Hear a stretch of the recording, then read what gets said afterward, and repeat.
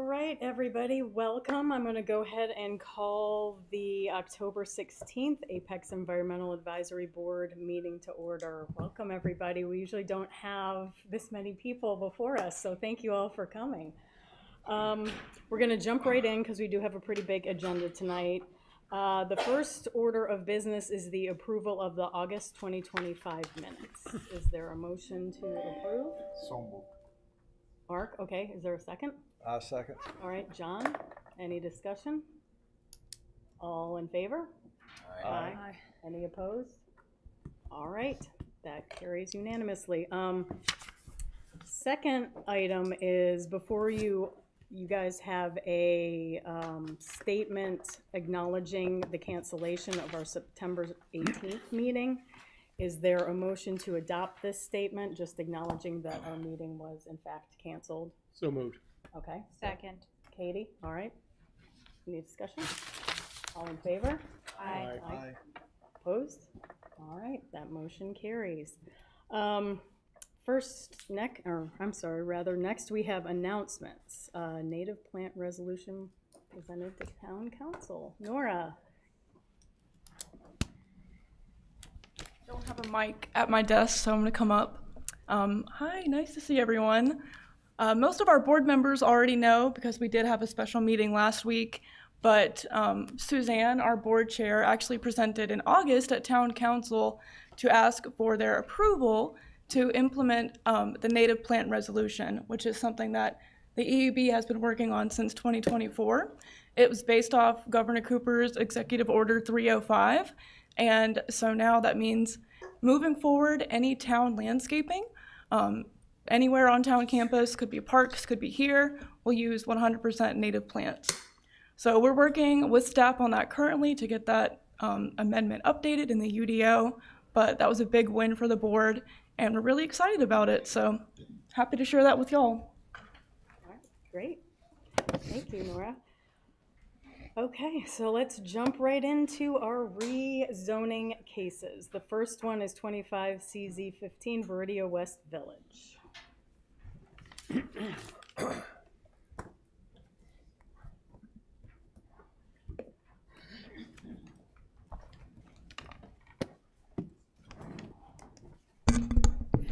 Good evening, Madam Chair, members of the board. Letitia Shapiro, Morningstar Law Group, here on behalf of the applicant, RXR Realty.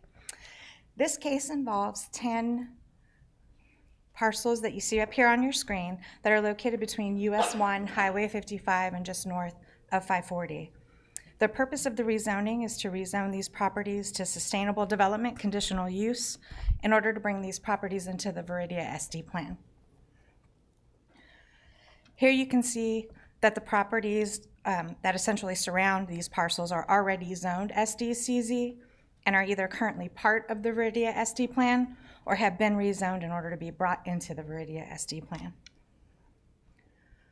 And as you know, the Sustainable Development Conditional Use District is distinguished from other zoning districts because it has a unique purpose and intent that includes facilitating the restoration and enhancement of the environment and natural resources. So on your screen, you see an excerpt from the UDO that just provides some SD standards, one of which expressively states that in subsection B, that this zoning district is expected to preserve and enhance critical environmental and natural resources, including water resources and ecosystem services in the stream network flowing through the district, and also states in subsection D that innovative techniques and practices are aimed at maximizing efficiency in the use of energy and materials.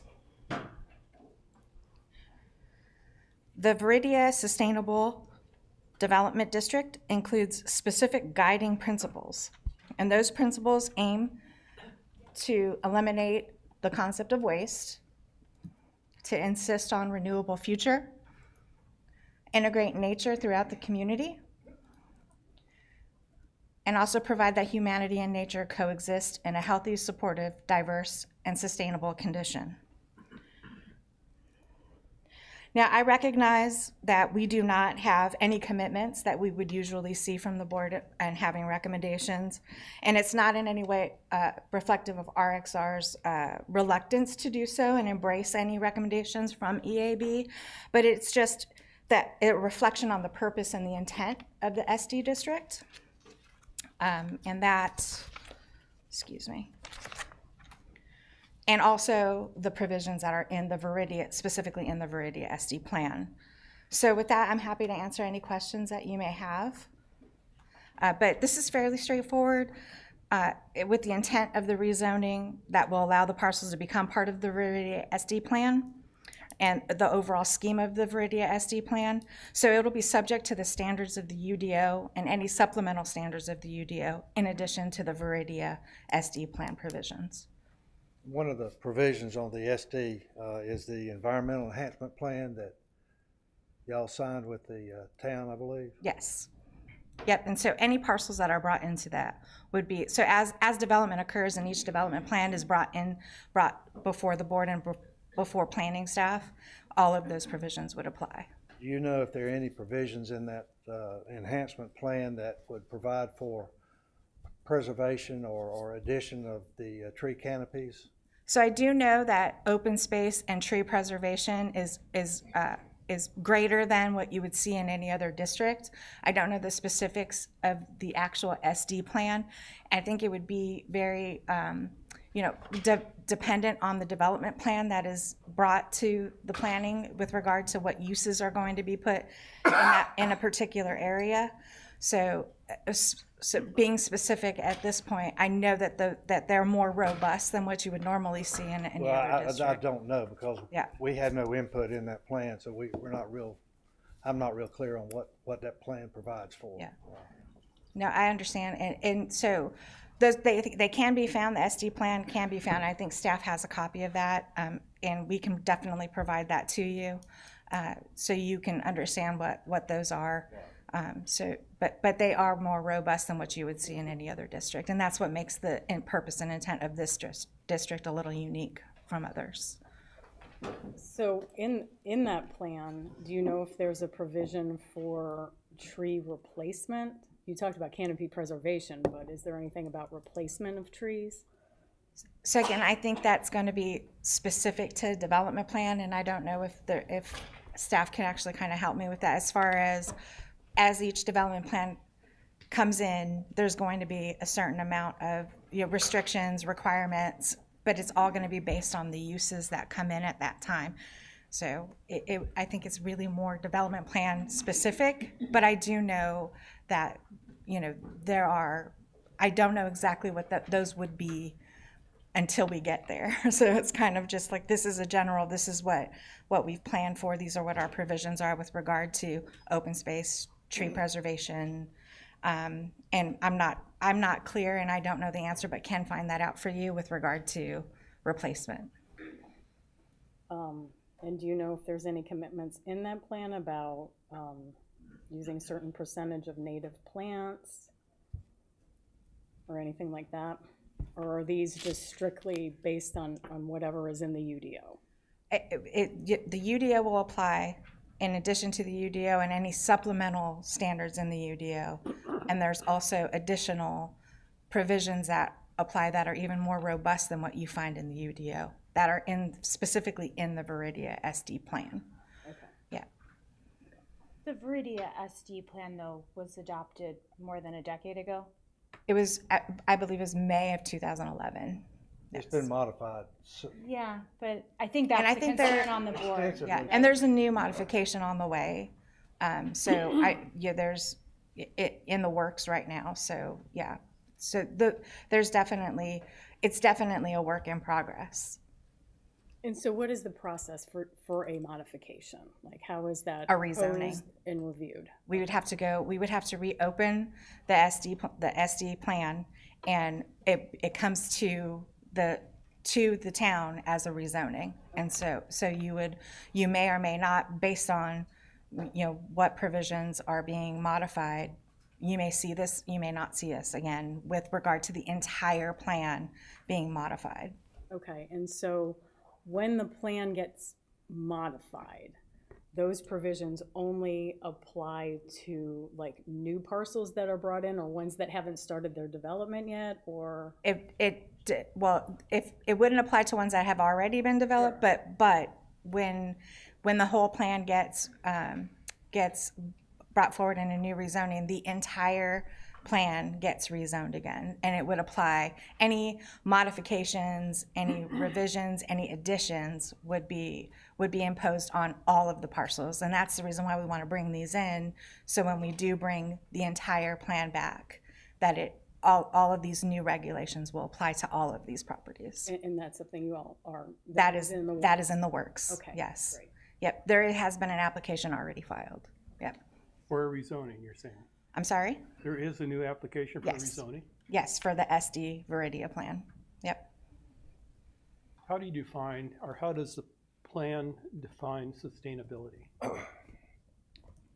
Yeah, that's a great question. I don't know exactly how the plan defines sustainability, but I can definitely get back to you on what that means in the plan. But there are definitions in the plan, and I don't have a copy of it on me. I apologize. I can give you my definition. You put a housing around it, and everything is generated and taken care of within the sphere. That's sustainability. You don't have to buy stuff from outside, but that's not how this works. Yeah. I mean, as an example, I try to push solar energy and things like that. I Right. don't see that going in out there. I think that's unfortunate that sustainability isn't really sustainability in this development. So I'd love to see what the definition is. Okay. I will make sure that we get that to you. I mean, typically we would request the trees and all that sort of stuff. It But- seems very vague. It is. Yeah. Well, Yeah. there is a environmental enhancement plan that details out stuff, but it's 20-some pages long, and I'm not sure, I haven't had a chance to go through it completely to determine what goes up and above and beyond what the UDO is, or so I don't know that I can say whether there are any real enhancements or not over and above what the town typically requires. And I know the previous rezoning requests where we have made recommendations and all, they have not been, if they don't fall within that EEP or the UDO, then they've been rejected by Viridia. So I can say that, I don't know exactly what changes are being made in the new application. And so these parcels that we're seeing today are going to be brought in, and the application, they are part of the new application because we anticipate that they will be brought into to this SD plan. And I would, based on your concerns, I would definitely go back to the client and let them know that you want to see these things. You want to see what the definition of sustainability is. You want to see a copy of what might be changing, and how, like you said, how is it more enhanced than other districts? I mean, this is arguably the largest development Apex will ever have. Correct. And the fact that this board has had no input at all on suggestions on improving the development environmentally, I think that's sad. Yeah. Yep, I understand your concern, and because once these are in, and we're going to be changing it, and the rezoning is now open with these parcels in it, I think that it would be a better time to see those changes and to see what answer all of your questions in the one that encompasses all of the properties rather than these 10. Other questions or comments? Well, thank you so much, and we do Thank you. look forward to seeing the Appreciate rezoning. it. Thank you. Okay. Next up, we have rezoning case 25CZ14, the New Hill Digital Campus.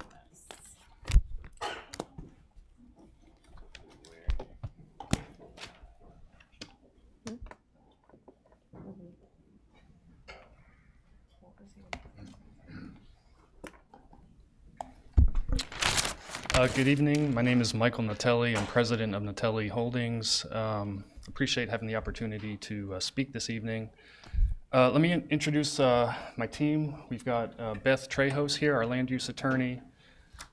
Craig Walslaben from Rogers Consulting. Rogers is a design and engineering firm. They've been working with us for many decades, and Craig leads their data center team. We also have Joe Natelli and Brian Massengill here from Natelli as well. So,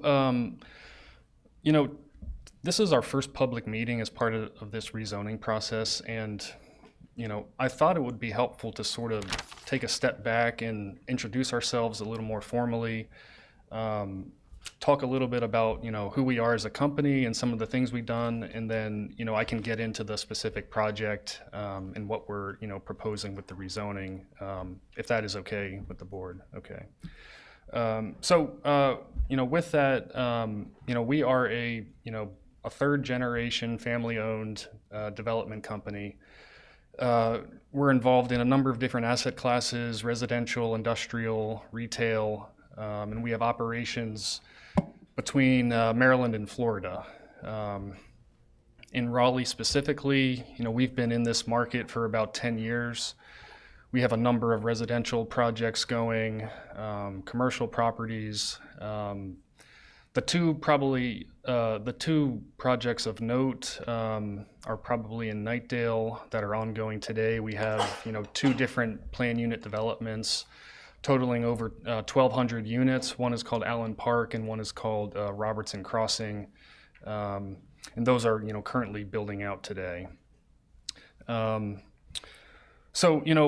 We haven't done anything in Apex yet. This is our first, time getting to go, through this process. And, with that being said, we do feel like we are, a member of the community of Raleigh, and we feel like we are very much a part of the fabric of the community. And we really recognize and appreciate that everything we do, whether it's this or a residential project or another commercial project, what we do really impacts the community, and we care very deeply about it. And we put a lot of thought into how we try to execute what we do. And our name's on everything. We don't hide from it. And at the end of the day, we feel very proud about what we've been able to do. So I'm just going to go through just a couple examples of what we've done quickly. This is an image from a project called. I'm sorry. This is an image from a project called Sunset Island in Ocean City, Maryland. It's a 40-acre, basically an island, but it's a resort community, highly amenitized. And, just one thing to, sort of illustrate here is, there's a ton of frontage along the water, obviously, in this location. And so we thought really hard about, how do we, utilize the existing conditions on site here? You'll see with our clubhouse and our pool, it's right at the point. You have paths meandering through the edges of the community. There's an, on-site canal here with, landscaping treatments and architectural bridges, so that, this becomes a focal point. And, this is just one example, but, I just wanted to sort of illustrate that, we really try to leverage the existing conditions of what we're working with, look at how we can amenitize the communities and, create something that we're proud of and the people that, visit or live in can be proud of too.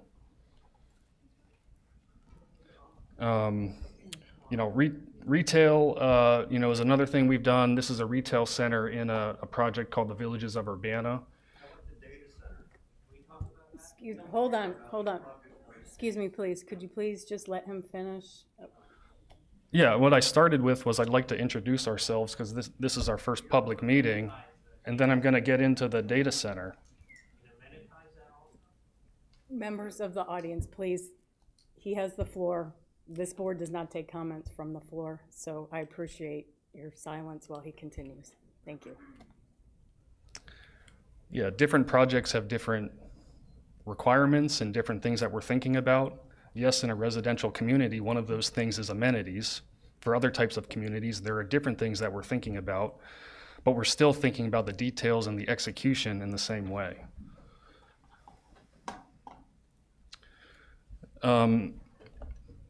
So that retail center was from a community called the Villages of Urbana, and there's over 5,000 homes. There's over 2 million square feet of non-residential development. We have a couple data centers in that development. One is here in the foreground, which is a Fannie Mae facility. In addition, we have a number of other facilities in that development. Schools have been built, library, a number of public facilities, and it's been, a process we've gone through for many years as the master developer to build out that development. But here in the foreground is a data center that was built many years ago. It's a much older generation of data centers than, what you see getting built today. But I just wanted to sort of point out, if you look at the high-vis area of this data center, which is this front area, you'll see the treatments have a lot of brick and glass, and so we still, even though it's a data center in the environment that it's in this corporate park, we thought really hard about how could we blend this in with the other employment and other uses in this office park.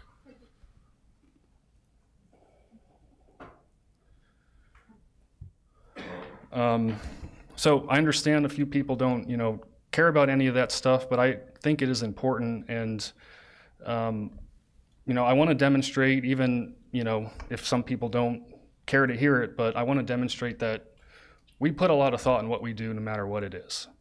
And that's not the case with data centers in general. There are many examples of data centers that have been built where the conditions are just frankly terrible. The sort of preeminent example of data centers in this country is Northern Virginia. And, this is an aerial of Northern Virginia, Loudoun County, which is Data Center Alley. There are over 600 data centers in Northern Virginia. 70% of the internet runs through, Northern Virginia. And what you'll see here is you have data centers literally right next to homes. Kind of along the edges here, you see residential communities, literally abutting the edges of data centers. So this is an example, like this exists today in Northern Virginia. You have a data center, no berming, very minimal landscaping, and you have homes right there, right next to it. These are conditions that exist today, and this is, one of many bad examples of data centers that are out there. And what I want to try to convey is that it doesn't need to be this bad. It can be done in a way that can be compatible with what's around. This is the aerial of that same image. You'll see from the house to the data center, 135 feet, with virtually nothing in between. Again, like here, a couple data centers wedged right into a small area, right up against a subdivision. And, I can continue to show examples of this. And so, Northern Virginia was sort of a leader in like this market, obviously, and the build out of data centers. And a lot of things happened that, you can look back on and say, why on earth did they let that happen?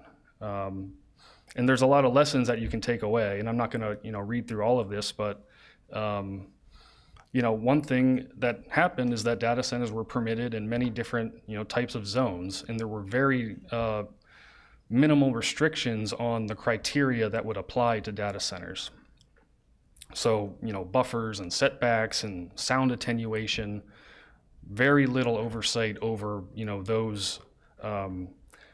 those criteria.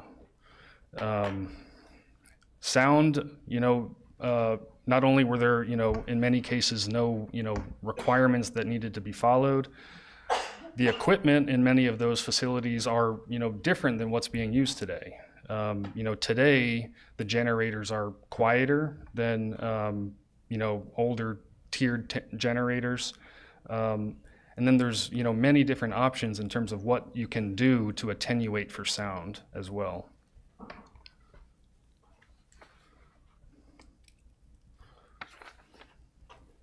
So I just wanted to now, before we get into the Apex project, this is a data center that we built in our project. And you can see some differences between what I just showed you. First, there's over 1,000 feet between the data center and the closest residential units. There's a lot of vegetation in between the units. And then even with the, actual design of the facility, you'll see that the, mechanical equipment and generators are oriented on the side of the building away from the residential units.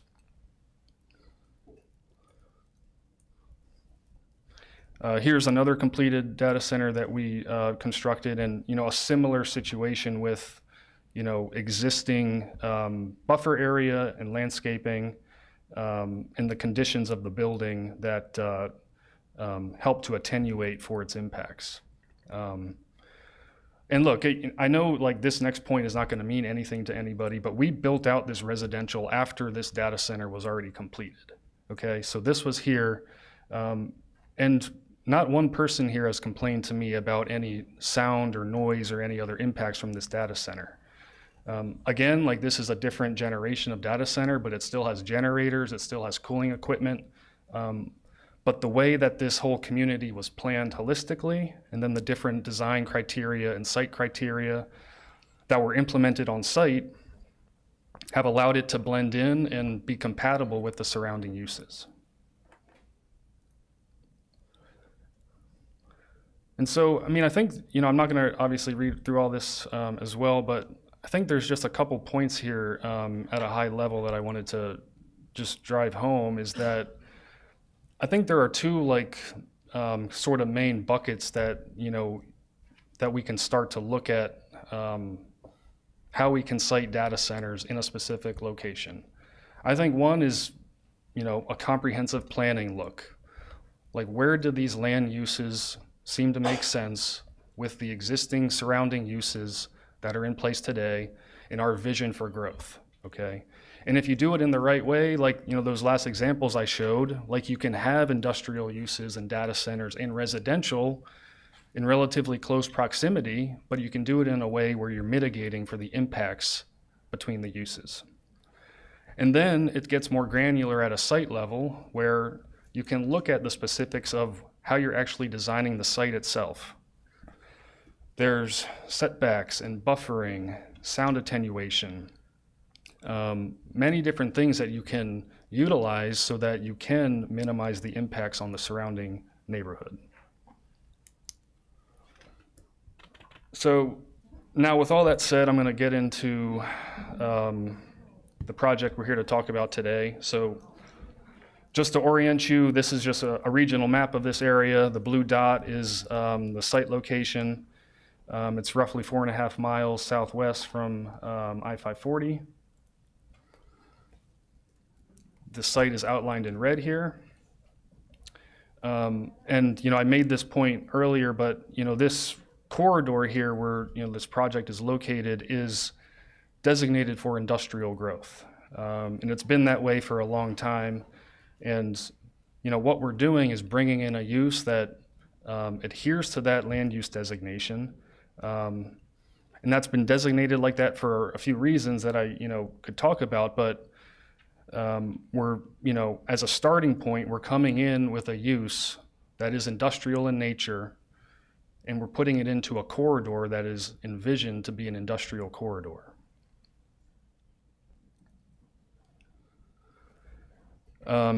Here we're showing just an aerial of this location. You can see the nuclear power plant on the bottom of the image here, and then the Western Wake Regional Wastewater Treatment Plant, which is, a couple hundred feet from the site location.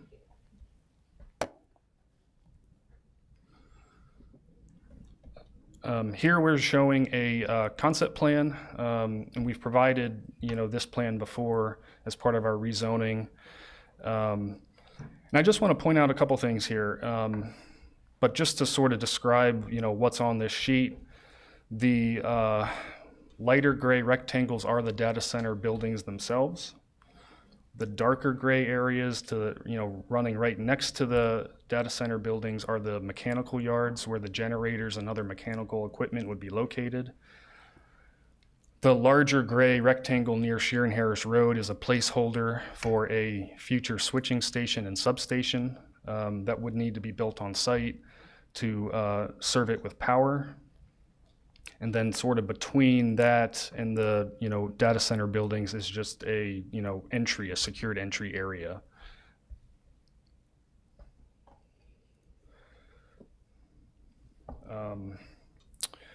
So this sheet is sort of hard to follow, but what we're showing is a cross section between, showing the cross section of Sharon Harris Road going into the site. And what you see here is a berming, a type A planting buffer, and then it's not shown here, but roughly 100 feet setback beyond that for the substation. And I think the thing that sort of, I wanted to drive home about this image is that if you can picture yourself in that car in the existing right-of-way, you have a dense buffer, on the property line in a berm, and then with the substation set back like it is, the visual between, you and that substation is very much buffered. And the substation is not rising above the trees. So, the condition is such that we can set these facilities back, treat the edges of the property line in a way that really hide the facilities that people don't want to see. Can I ask you one question while you're there? How tall are the buildings? Are they 2-story or 1-story? We're proposing 2-story. And for a data center, that means like 70 feet, but we're proposing a 70-foot building for the data centers. It's gonna take a while for the trees on those berms to get that high.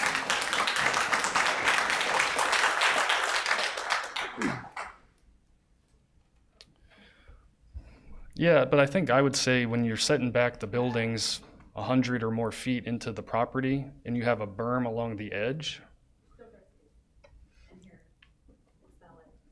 What's Apex's standard on berm heights?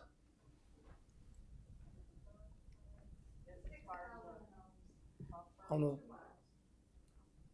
the height of the berm is what I'm asking.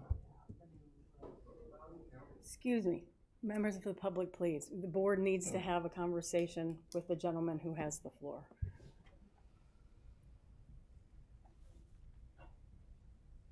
And we can get back to that. I was just curious with the height of the berm plus the tree height too, and then stagger the plantings.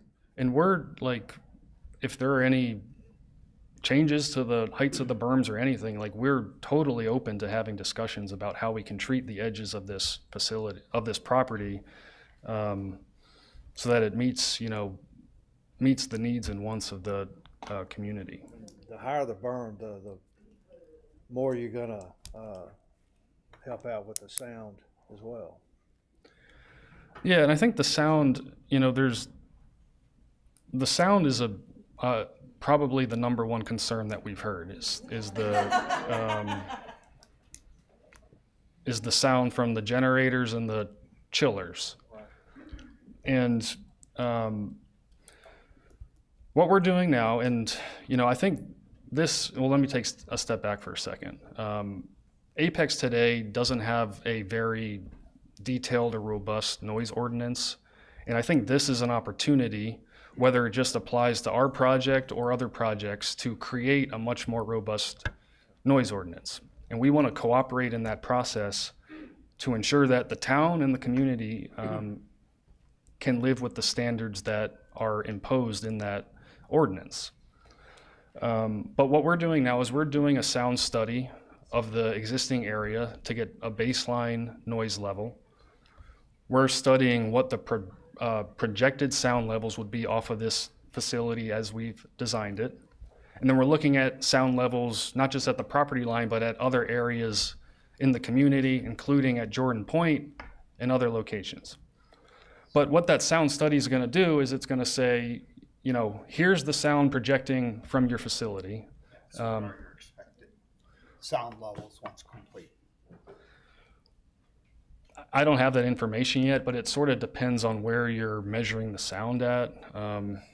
At the machine, at the generators themselves, Craig might be able to speak to that, but we're, proposing that we will do is at the property line, we will commit to not exceeding a decibel level, whether that's, I think the decibel level is great, but actually the case here is probably going to be more of a pure tone type of issue. So you may not exceed 10 dBs above ambient at the property boundary, but pure tone is going to be a problem. You've got VFDs, you've got all kinds of high-pitched whining noises that are going to happen. Pure tone really needs to be considered beyond the dB levels.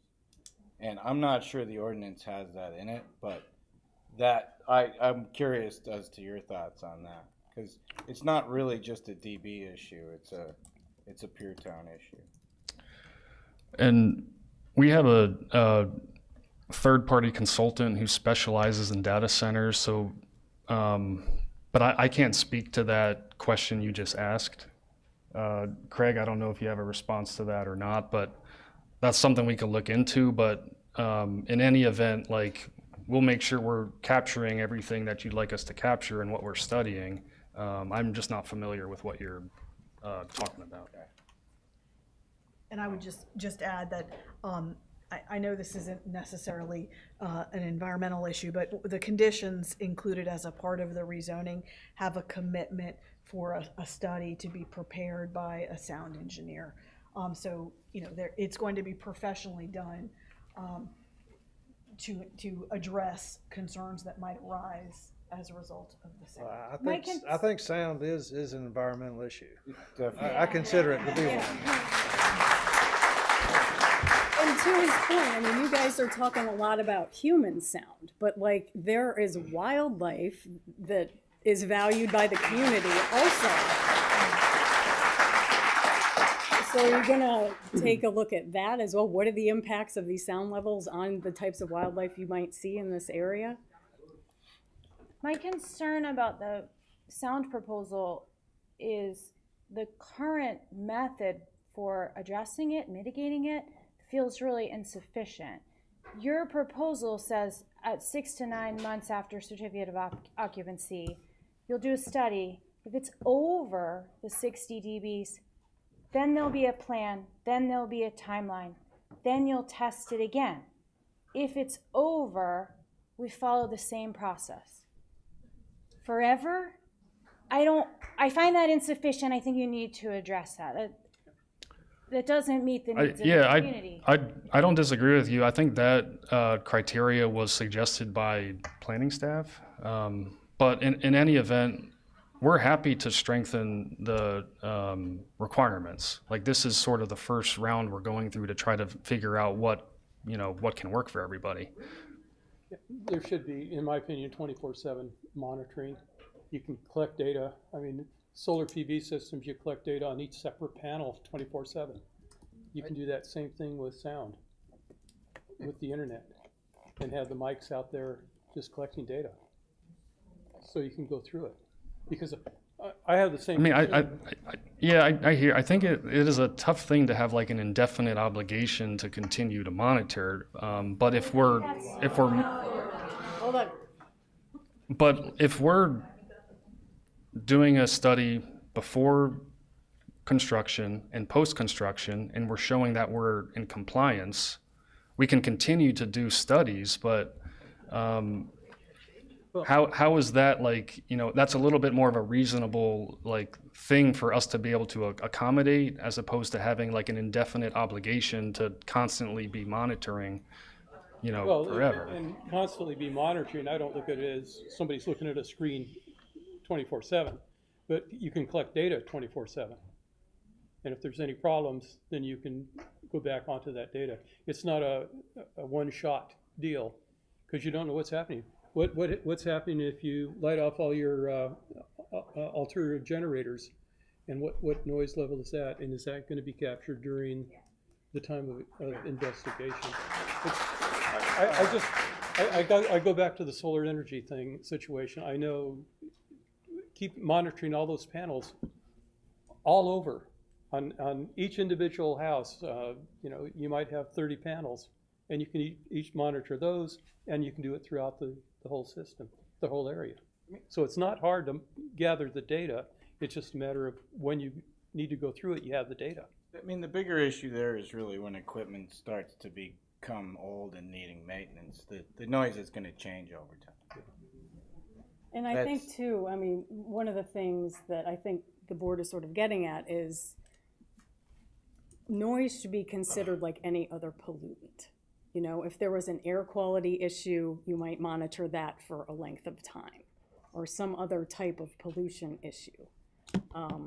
And so I think Yeah, and I There's a think need for I don't mitigation. disagree with that. I think there's like a difference between like monitoring for a length of time and saying like this is what you have to do at all times. But but with that being said, I'm not a sound expert, and we have sound experts who can sort of speak to what, you know, may or may not be possible, and we can bring them to, you know, a follow-on meeting. But it's hard for me to like sort of answer that, you know, with specificity without having an expert here to be able to, you know, kind of help. I guess I don't see, how can you make the commitment for the 60 dBs if you're not monitoring regularly and addressing it regularly? But if we're saying that before we do construction, we're showing that our proposed project will be under 60 dBs, and then after we're operational, we continue to demonstrate that we're below 60 dBs during a test, and then a test, you know, at some regular interval after that, isn't that meeting the, you know, isn't that doing what you're I think it's wanting? insufficient. Why?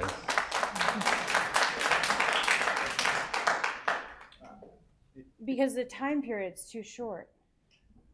And to Sean's point about as Yeah. time goes on, I think it could be sufficient if the monitoring period is not necessarily 24 hours a day, but on some regular basis, right? I could see that, but I mean, it's a pretty technical area, right? And so the thing that concerns me is I know what sound engineers do, and sound engineers represent the people that they're working for.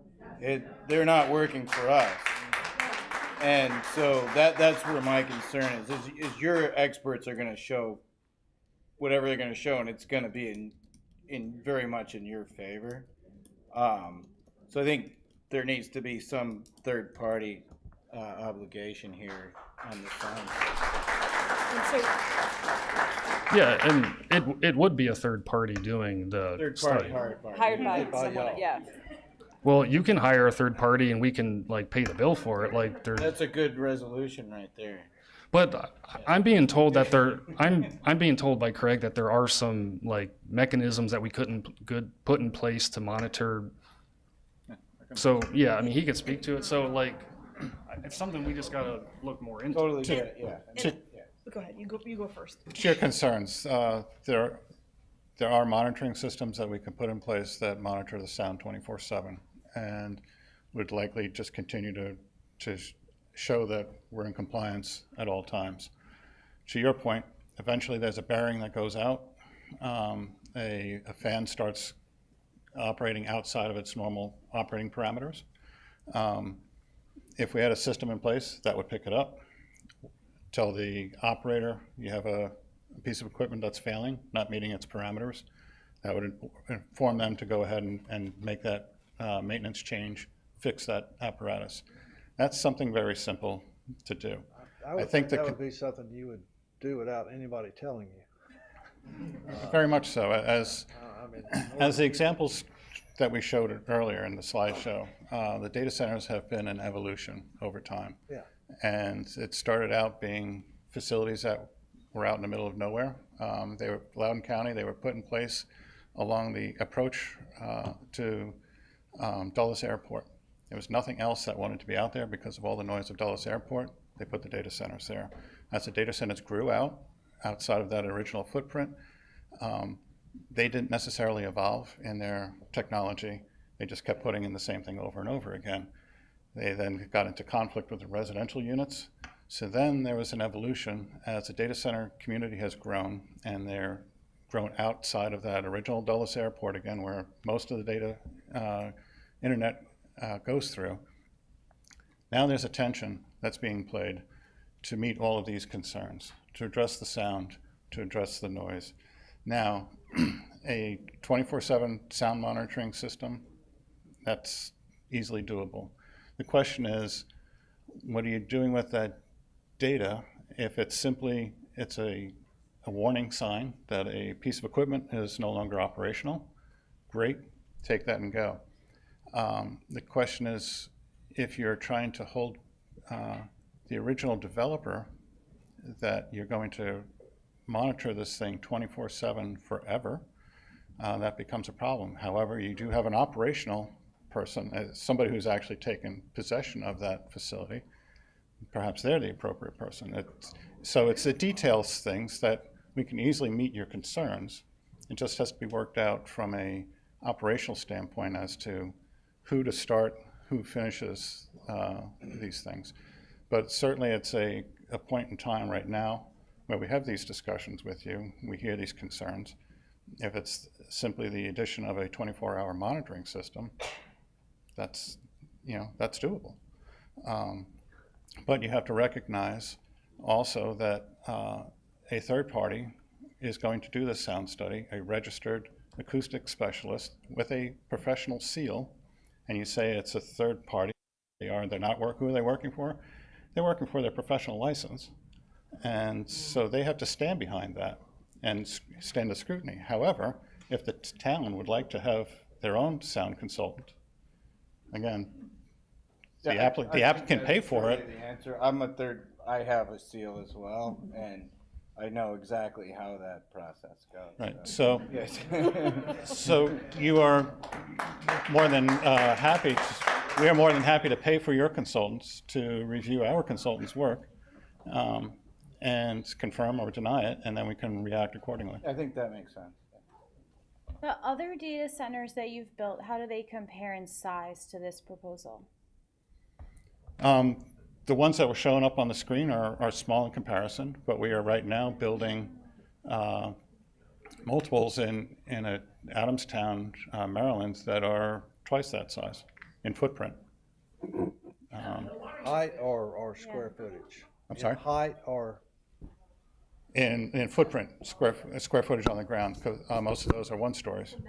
If you're talking megawatts, they're all roughly 60 megawatts. So, thank you. You asked about the height. We talked about 70 feet. It all depends on the point of measurement. The example that we used here, the roof line is 62 feet. But I don't know the ordinance here. Do you count to the roof line, to the membrane? Do you count to the parapet? Do you count to the access roof, for the stairwell? I wouldn't know. And so that's why we said the 75, right? But to the membrane, it's 62 feet. There's no chilling equipment or anything on the roof. It's all in the utility yard. So that keeps the sound contained within the utility yard, where we can physically contain that space and the sound that goes with it. You'll notice that in those layouts that the utility yards were all facing inward to the stream valley. So as at the very start, the buildings themselves act as a barrier. The sound goes against each other. Then we have earth berms that we expect to put up, but more importantly, we have space. And so the 100 feet that was spoken of in that cross section, that was to the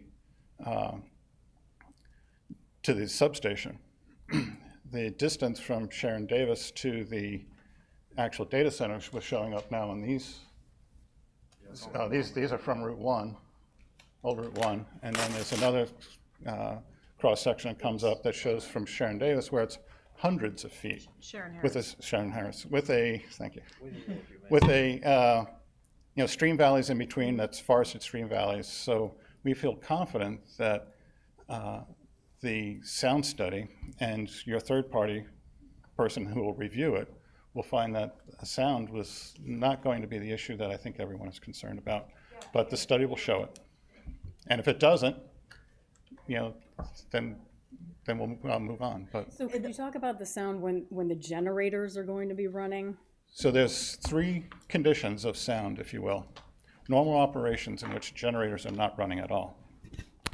You simply have the I'm talking like when they kicked on for emergency power, not testing, not exercising. If there was a tropical Right, storm so- came through, wiped out power. So an event comes through, wipes out power, so you're not under your normal operation, which is no generators. You're not under testing where you're exercising your generators. It's full generator use, which is on all of our other projects that we do, we have that sound study parameter.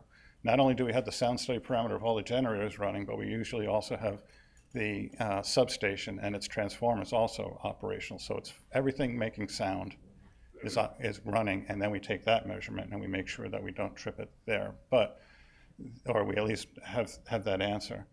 I will point out in a lot of communities, they talk about how we lose power all the time. These generators are going to be running all the time. There's a difference between transmission level power coming in and distribution power. Your local distribution will go out all the time because of branch falls, whatever happens to those local lines. Transmission power rarely goes out, and that's why the data centers require that connection to the transmission level power, not only just because of the voltage itself and the amount of power, but because of its consistency. Northern Virginia, where all those units are located, it only went out in the last 12 years, it only went out for 12 hours for the whole group because of the derecho that came through in 2012. So generators were running for 12 hours. Generators are running for 12 hours because transmission level power is the first thing to be restored. And so those, where everyone else from when the derecho came through, I don't know if it impacted down here, but in the Maryland, Virginia area, people were out for weeks. Because of all the damage it did. Transmission was back online in 12 hours. The point of that story is transmission level power is very consistent, rarely goes out. And that's why we look to that for our power supply. So the folks who were without power for weeks, who may have been in the vicinity for those, you know, at least those 12 hours, they may have had their windows open and they were listening to just this roar going on. Indeed heard emergency power going. And that's why we measure what the emergency power would be. Now, the question is... You haven't given a decimal threshold to that. I you mean, haven't you given keep us a saying number on that, 60 for just the regular, but Right. what about under an emergency circumstance? What we've measured, I can only tell you what we've done in this other projects because I have not done a sound study on this particular project. It's in progress as we speak, but we're working on it. I will use the example of the project that's under construction as we speak. The study that was done, we had a historic house immediately adjacent to the data center. The data center itself, the face of the building, was 217 feet from the property line. Under emergency power, with all the generators running and the substation operational, though in that case the substation was pretty far away, but all the emergency generators running, we were able to meet the 55 decibel requirement at the property line. And is that facility comparable in size to what you're proposing here? Yes, that's actually a one-story building with generators in the back. Same This is number a of two- generators? Hold on. Same megawatts. This is we're proposing here is a two-story with generators in the backyard. So the building itself is a larger screen to the sound generation equipment. So you said that project was 200 feet from the closest, 217 feet from the edge of the building to the property line. and so on one of your slides, though, you said a best practice is a minimum of 500 feet? I'm sorry? On one of the slides, it said a best practice is that the centers are a minimum of 500 feet? This is a historic house in the middle of the industrial park. It's a whole campus of data centers that it's 2,000 acres, and the historic house is in the middle. It's being repurposed to be an office.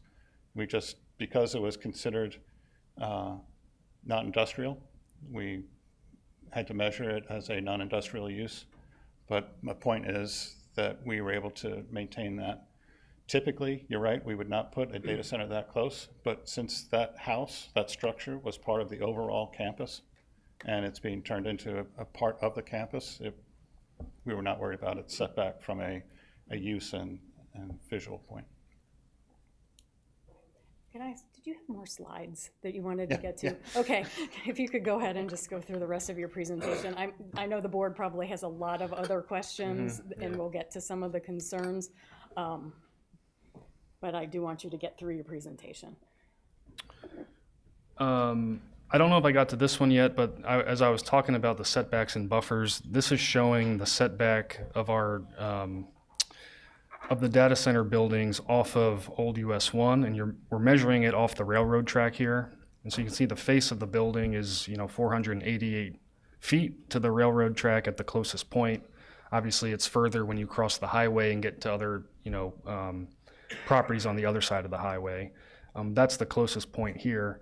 And again, if you drive along that stretch of road, there is an existing berm, there's a lot of vegetation, and we'd be looking at that, enhancing it as necessary, and adding additional vegetation.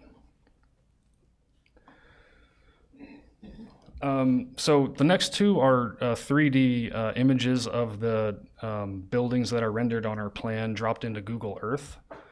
And so it sort of gets you a little bit of a vantage point, going across the property to the power plant, and you can see the cooling tower in the background there. And I thought this was sort of a compelling vantage point, and Rogers, they can kind of look at it in take like a camera on Google Earth and kind of go to all these different locations and like look at what the visual is going to look like. And as you sort of set the vantage point closer down, you'll see that the buildings get harder and harder to see. Obviously the cooling tower is very tall, and you see that from a lot of places, but the buildings here in the foreground, they almost hide behind the trees. And so I think what we're able to accomplish by some of these design methods with the buffering, setting them back, when you're standing along the edge of the property looking in, the buildings can be very much hidden from view. So I'm not going to go through this whole list, but we did, propose a number of conditions that were, part of the recommended suggested zoning conditions of this board. There are a few on here that, are not part of the suggested conditions, but I'll just touch on like a couple things here. One is we are, proposing as a condition that we'll use Tier 4 equivalent generators. Tier 4 are the most advanced at this point for this use. They're quieter than other types of generators. They have built-in particulate filters and other emissions reducing technology.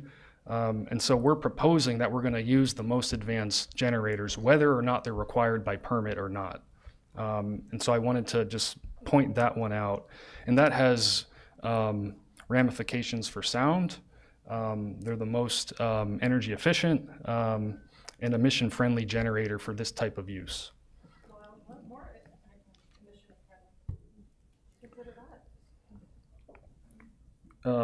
Sorry, I keep hearing the comments and wanting to answer to them. Yeah. But I will say, like, the generators need to go through a process to get permitted through the EPA, through NCDEQ, and there are standards that need to be met. And like at the core of those standards is ensuring that they're safe. Like that's what the permitting process is requiring us to demonstrate. And safe is safe from a public health standpoint, and we need to meet those standards with what we're proposing on this property. So you said that some of these are the ones you are proposing, or just a subset of the one, or? It's a condition. The type of generator is the list we're seeing before us. Oh, this is just a quick summary of all of the conditions that are more detailed as a part. They're in your packet. The entire application is in your packet, but that would be a lot of slides. So it's just a quick summary. Okay. And I heard a couple people in the background comment about water, and so obviously water's an environmental issue. And one of the reasons that we thought this site was compelling for this use is because it's right next to the wastewater treatment plant. The Western Wake plant has a reclaimed water system already constructed in that plant. And we thought there would be a potential for us to extend reclaimed water from that system and use it for cooling on our site. We would pay for that, yeah. And what that means is like there's an opportunity for us to use reclaimed water, not touch the potable water system for this use, and build upon the system that's already in place at the plant. But you're not, but you do have a provision in there that if the reclaimed water is not available, then you would start pulling the potable water. Is that correct? There have been discussions with both the towns of Apex and Cary about like the exact implementation of this system. And there was suggestions that should there be a potable water backup to support the system if the towns of Cary and Apex need to take the reclaimed water system offline to do any maintenance or testing. But we're working through the details of it. Like our intent is to use reclaimed water, and it's really a question of like, you know, what are the details we need to work out in order to make that happen? But we're very early in this process in terms of how we like actually design the system. And so gallon-wise, like how many gallons would your facility need per day versus the output from the reclaimed water facility? Like how much water is evaporating, basically? Is that what you're asking? I'm asking What- how what much are the- water would come from the reclaimed facility to your facility? Yeah, so our campus could use up to 1 million gallons a day. And what is the output of the reclaimed facility? How much do they have available? I don't have that answer today. And so you mentioned evaporation. How much of that 1 million gallons that's coming to you is evaporating? I'm going to let Craig answer this just because he's more of an expert on it. I too don't have the exact volume that's generated by the sewer treatment facility, the treated water. I think I heard 4 million gallons is on a daily basis, but A quarter of the water? I don't hold me to that. So what we would do is take if it's indeed 4 million gallons of treated effluent that they generate, we would take up to a quarter of that, or whatever the value is that we end up confirming, and bring it into the site. From there, roughly a third gets evaporated off, and 2/3 gets returned right back to the treatment plant, gets treated again, And then comes back to you? comes back again. So So it's a loop that keeps going, that a third of it gets evaporated off. Now, but some of it is actually discharged into the Cape Fear River to maintain that aquatic ecosystem. correct, So are you evaluating the have to ecological be- impacts absolutely. to That would have to be the Cape evaluated Fear? to determine that. Presumably, the facility, the wastewater treatment facility, has a requirement for a base flow condition that they have to maintain, and we would have to work within that parameter. Also, keep in mind that that volume of water that we speak of is a peak level. There are points during the year where you're not using any water. So you'll be utilizing outside air for initial cooling. And to the extent that the outside air now becomes too hot to be able to be effectively cooling, then the water cooling systems kick in. So there's points during the year, typically, November to March, where our current systems, and by the time we get this built, I can't guarantee what system they'll be using, but our current systems that are being built today aren't using any water because of outside air acclimatization. So it's when the temperature gets up above 75 degrees outside on a consistent basis that now you have to engage the water to now cool that down.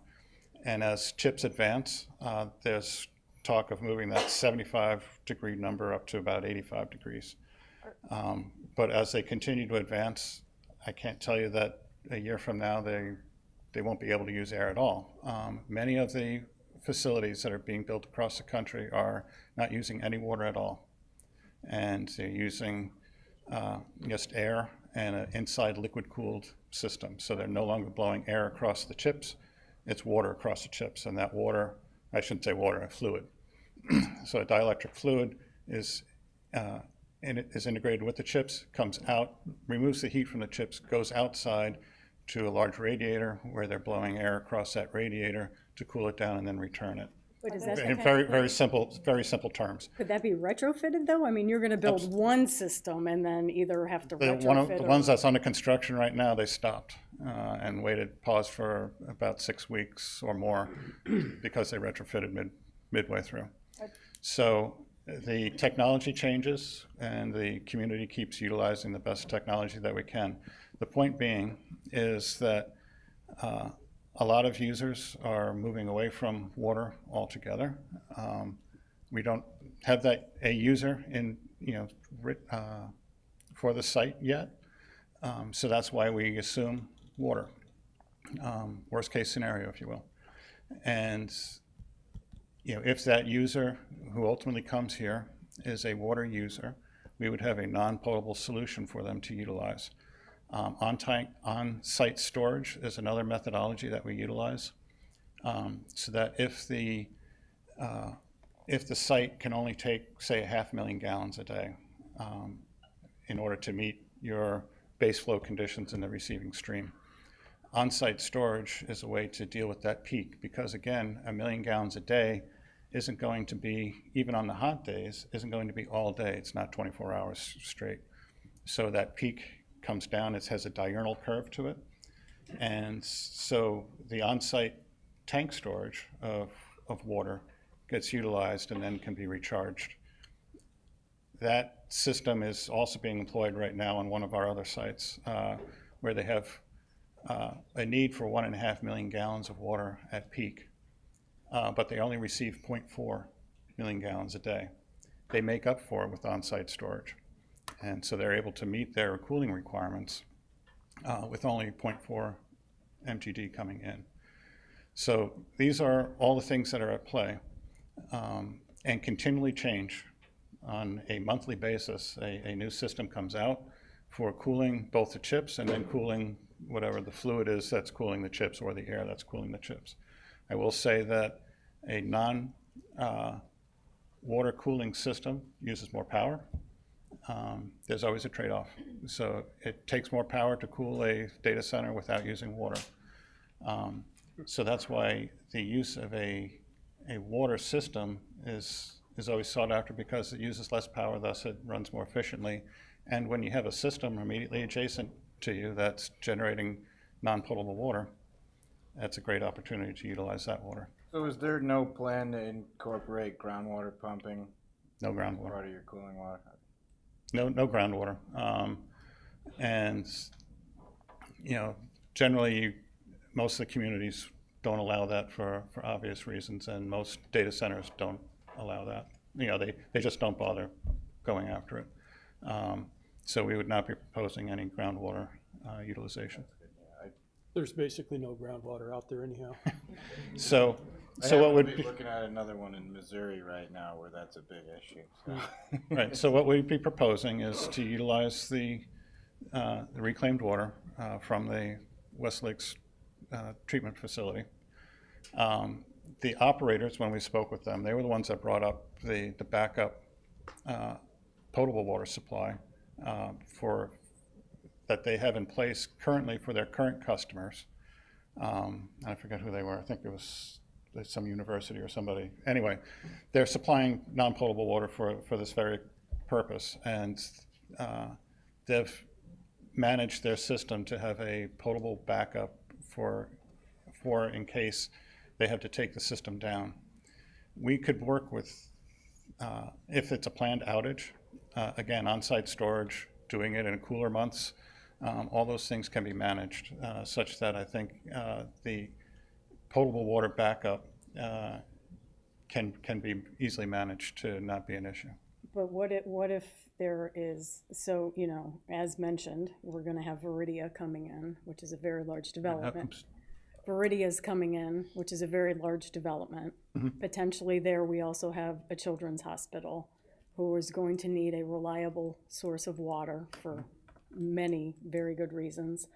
So what happens if a water shortage is declared and you're pulling the potable water? are you then going to be in conflict with other facilities that absolutely require a potable source? And is there a way at some point in the summer, let's say it's 95 degrees outside, for you to throttle back your water usage so everybody else is not impacted? One of the things that we, was requested by staff to be added to our conditions, in which we did add, is a commitment that there be an agreement with regard to the usage on the facility. So I suspect all of those questions will be answered working with town utility staff on that agreement. So those are issues that will have to be addressed with the town and with Carrie, who's an owner of the wastewater facility.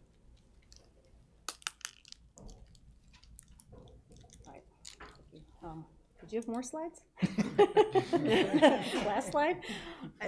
I guess one thing I would just say as to this slide, if it's appropriate, is when we completed the application originally, we had an older version of your conditions, and we were provided with a newer version sort of midway through the process. So the conditions are not necessarily in the order that follows along with your format now. But we have incorporated the following of your conditions: number 5, number 10, number 13, number 14, number 19, number 20, 21, 33, 37, 40, and 41. And I can give you the corresponding number on our conditions if you can't find it. I think one of the things we did see as we were reviewing the conditions, I think it's, an industrial zoning is atypical, and some of the things that we were considering were slightly different than were contemplated by, the more typical projects that you see for homes or retail developments. So we made a few tweaks to your proposals. Obviously, we've included a pretty significant commitment to using native landscaping and to limit our water usage with drought-tolerant plantings and with grasses that require less watering. So we have tried to incorporate the things that we saw in your conditions that were appropriate. In your suggested zoning conditions, I didn't see anything about using renewable energy. Is that correct? There is no additional condition with regard to renewable energy, no. And in fact, so we've really limited the uses that are permitted on the site, in the light industrial district, which is the district that is being proposed here, to just the things that support the existing cell tower. There's an existing communications tower on this site, and the data storage facility. We try to push renewable energy, and I did notice that on your example places, there wasn't any solar PV on them. But sure. I know, how many megawatts are you using power-wise? We've submitted for 300 megawatts.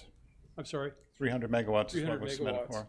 So to answer your renewable question, the power is purchased by the end user, whomever that may end up being. They go in and have the power purchase agreement with the utility.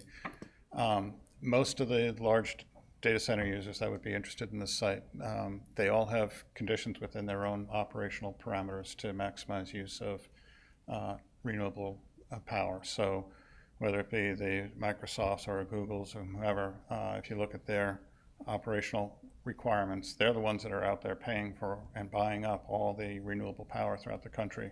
And financing the solar fields and the wind turbines and everything else. So they have a large commitment within their own operational parameters to maximize the use of renewable power. So you're not proposing to build it with solar? So we're not, you won't find, generally, never speak in absolutes, but no one wants to put solar panels on top of their data centers. There's $1 billion worth of equipment below there. The infrastructure involved, the penetrations throughout the roofs, everything that's involved in supporting that solar on the roof, which is what everyone always asks. It just isn't a thing for a data center. There's too much underneath it. Now, putting solar either elsewhere on site or purchasing land for an offset solar. Those are all things that come into play, but putting solar on the roof, it's a non-starter. So you couldn't even do something like a living roof either? Correct.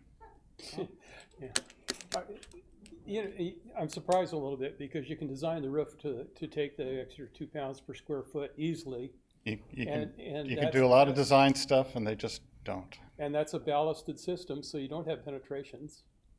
I And the fire situation is. I hear all the counter arguments that you come up with. Well, And I've seen the they're systems. they're not They just arguments, don't. they're facts. I know. They just don't do it. They don't. They fight it everywhere, every time. They don't. They need to be re-educated. I They really do. I don't We go through disagree. this I all the just time with industrial folks. I mean, we just went through one. We just asked for 2 kilowatts per 1,000 square foot of heated area, and they resisted. they will build It you. makes no sense. They will build you a solar farm elsewhere, but they won't put it on their roof. I can't defend it. I can't argue. I can't argue their point. I will. It's just we hear it all the time, and that's the standard answer and the standard logic. I mean, again, the value of the equipment is what they state. I can't tell you more than that. I don't do architecture. I don't build the buildings, but it's the common answer all the time. Yeah, I just heard the fire argument when I went to town council meeting watching. They're saying we can't do it because of fire. I've heard that argument too, that it And becomes an impediment to the roof for the firefighters to have access to the roof. I've heard that argument. Well, I don't that know used it. to be with the old systems when you were running 400 volts down in DC, and you're not doing that anymore. Sure. And I looked at home, I couldn't find industrial, but I looked at homes, and there's a much greater chance of a fire occurring from a plug inside of the home than there is from the 400 solar DC, PV right, system yeah. on the. I don't think the argument I've heard, and again, this isn't my wheelhouse, I'm just repeating what I've heard elsewhere. It isn't that they're worried about the solar panels generating the fire. It was the access that it inhibits during a Access to the fire. roof. That a fire is occurring and the fire department needs access to the roof to do it, they've got solar panels in the way. That's what I've heard. And Take it or leave it, you know. That's hard not to laugh and keep a straight face. You said the end user would be the one who decided that, correct? I'm sorry? You said the end user would be the one who decided that. Yes. I mean, it's, we don't really have anything to cover with, but if the end user is not them. yeah, we don't have an end user. So, you know, some of these questions, building specific questions, we can take all those under advisement and tell them to give you a call. I know how advisements goes. I really do. I understand, but as you know, standing here today, there's only so many questions we can give you answers with certainty on. Frankly, at this point, I think the most important thing is we get squared away with the noise situation. I think that's most important. With that, of all the concerns that people have, that one's the most confident that I feel that we can address with satisfactory. I really do. I have a few questions about the site, just the land, its position in the landscape itself. So it's surrounded on 3 sides by Harris Game Land. So it's Duke Energy property in the Game Land program. It's a 7-day-a-week. You're allowed to hunt out there. The Wildlife Resources Commission recommends a 150-yard safety buffer from their property line onto yours to reduce conflict with hunters. So with this in mind, why did you decide not to have any kind of large buffer along that property line? Well, there is a commitment for buffers within the conditions, as well as within the UDO. The UDO Around the entire property, not just. Or just on US 1?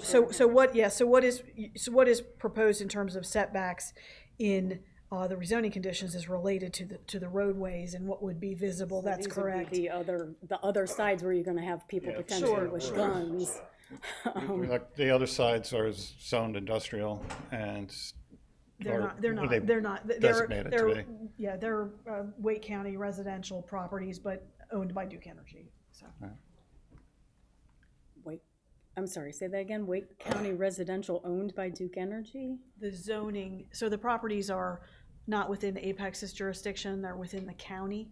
Oh. Yeah, and so they're zoned by the county, I think, But or. they're owned by Duke Energy. But they're owned by Duke, yes, yes, so that's, probably yes. pretty unlikely that they're gonna. Yes, so, be yes. Residential, right. Right, yeah. So you have no game land safety buffer on that I side? think her concern is they're used for game lands.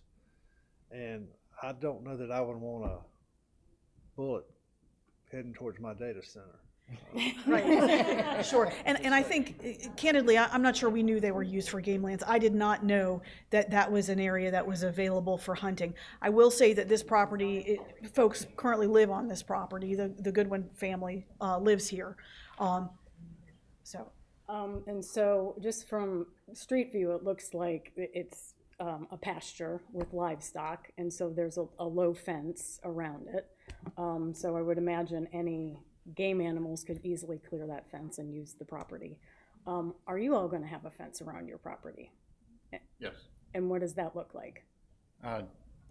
Generally, it's a double fence, 6 or 8 feet tall, and what most facilities have is, the outer fence, which is typically something that addresses the aesthetics required by the local jurisdiction.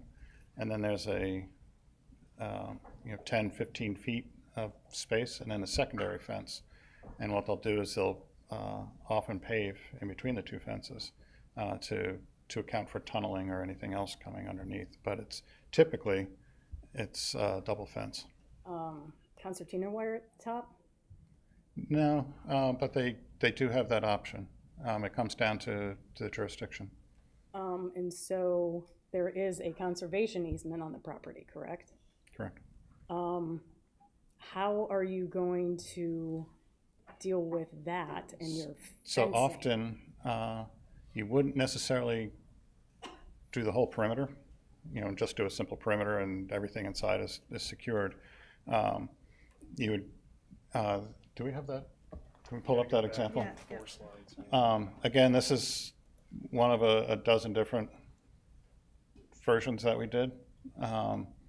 But you would have the building, the perimeter road around the building, which is there for access to all sides of the building for fire. But then beyond that, typically it's, with 30 feet or so, you would then have that double fence. So that fence, I would expect to come down. You're seeing my arrow, right? Mm-hmm. Okay. It comes down around and would come back up this way and around and come around here, then back down again. So the conservation area would not be impeded but for right up here at the thing, in which I think at this point we're outside. I know we're outside the conservation easement at that point.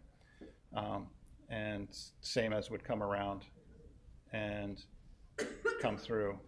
And the fence would start here at the security, so there would be no fence out here until you reach the security. Now, this is where the fence would start, and that fence would come down and probably come back on itself through here and this roadway. The substation, switch station, there's two different components here.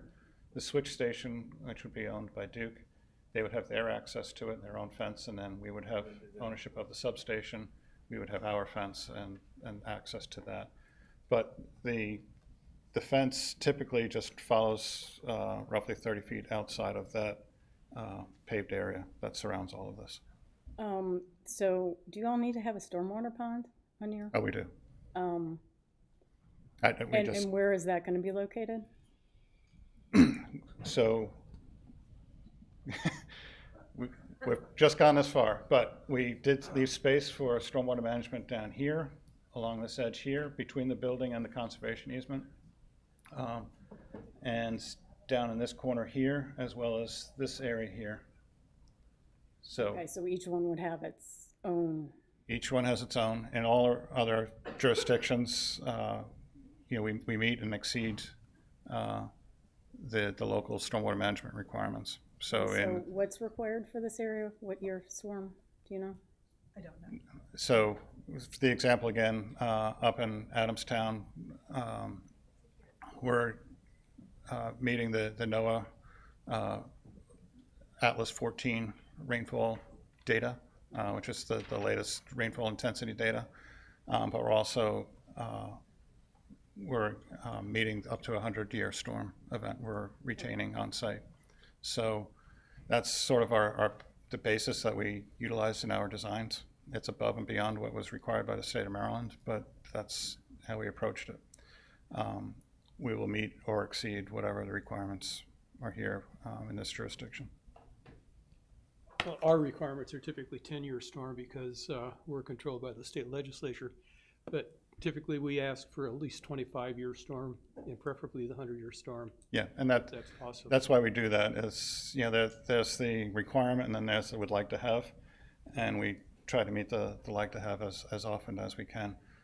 We also design to meadow in good condition as the end state for our calculations, even though most of the sites we go in are not starting at a meadow in good condition. So that's how we approach that.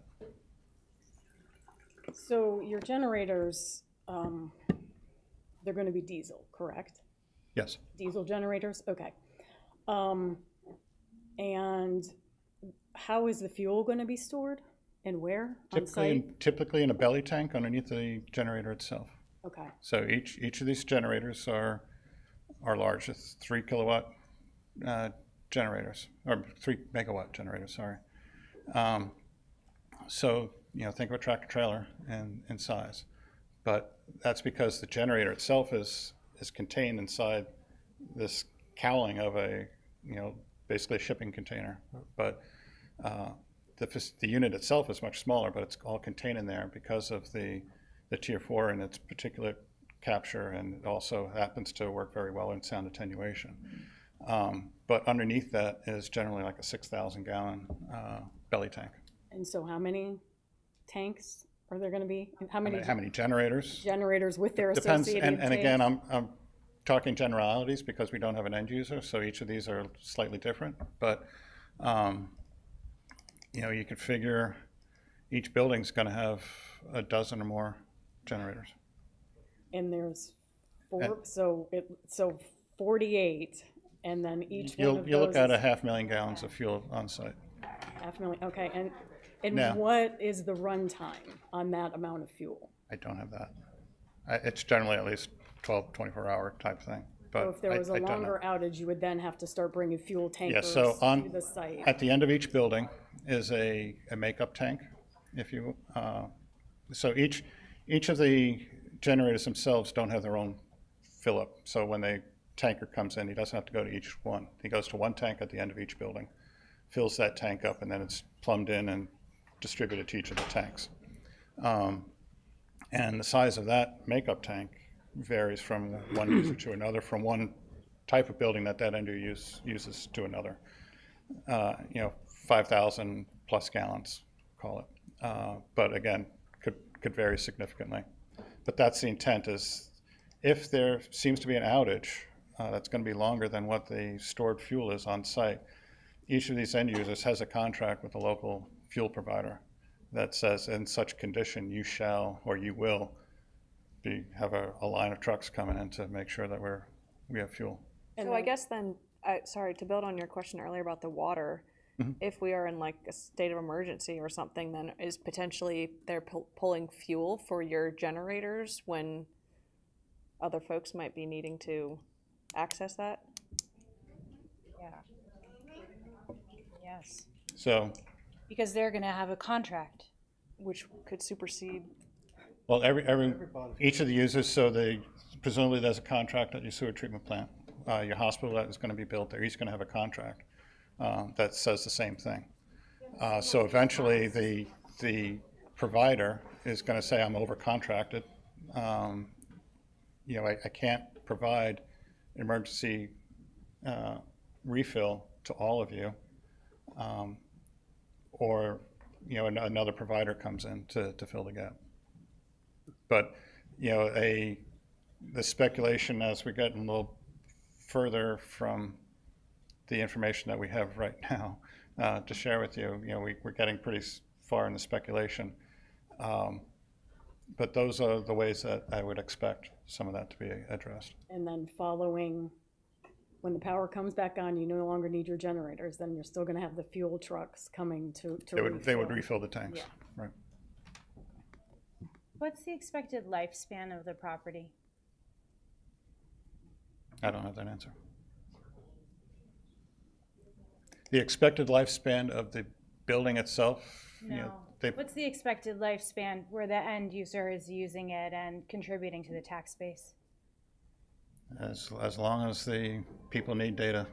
Quite honestly, no one sees an end to it, but obviously you can't say that. And what's the exit strategy? Don't have that answer. But right now, the growth in the industry is greater than their ability to meet it, and there is no change in that. Now, someone comes up with a technology tomorrow, that changes all of that. That's a possibility, but there are certain elements that even that change in technology is going to require the data storage and use, and no one in the industry sees an end to that. But again, you can't speak in certainties forever, so things change.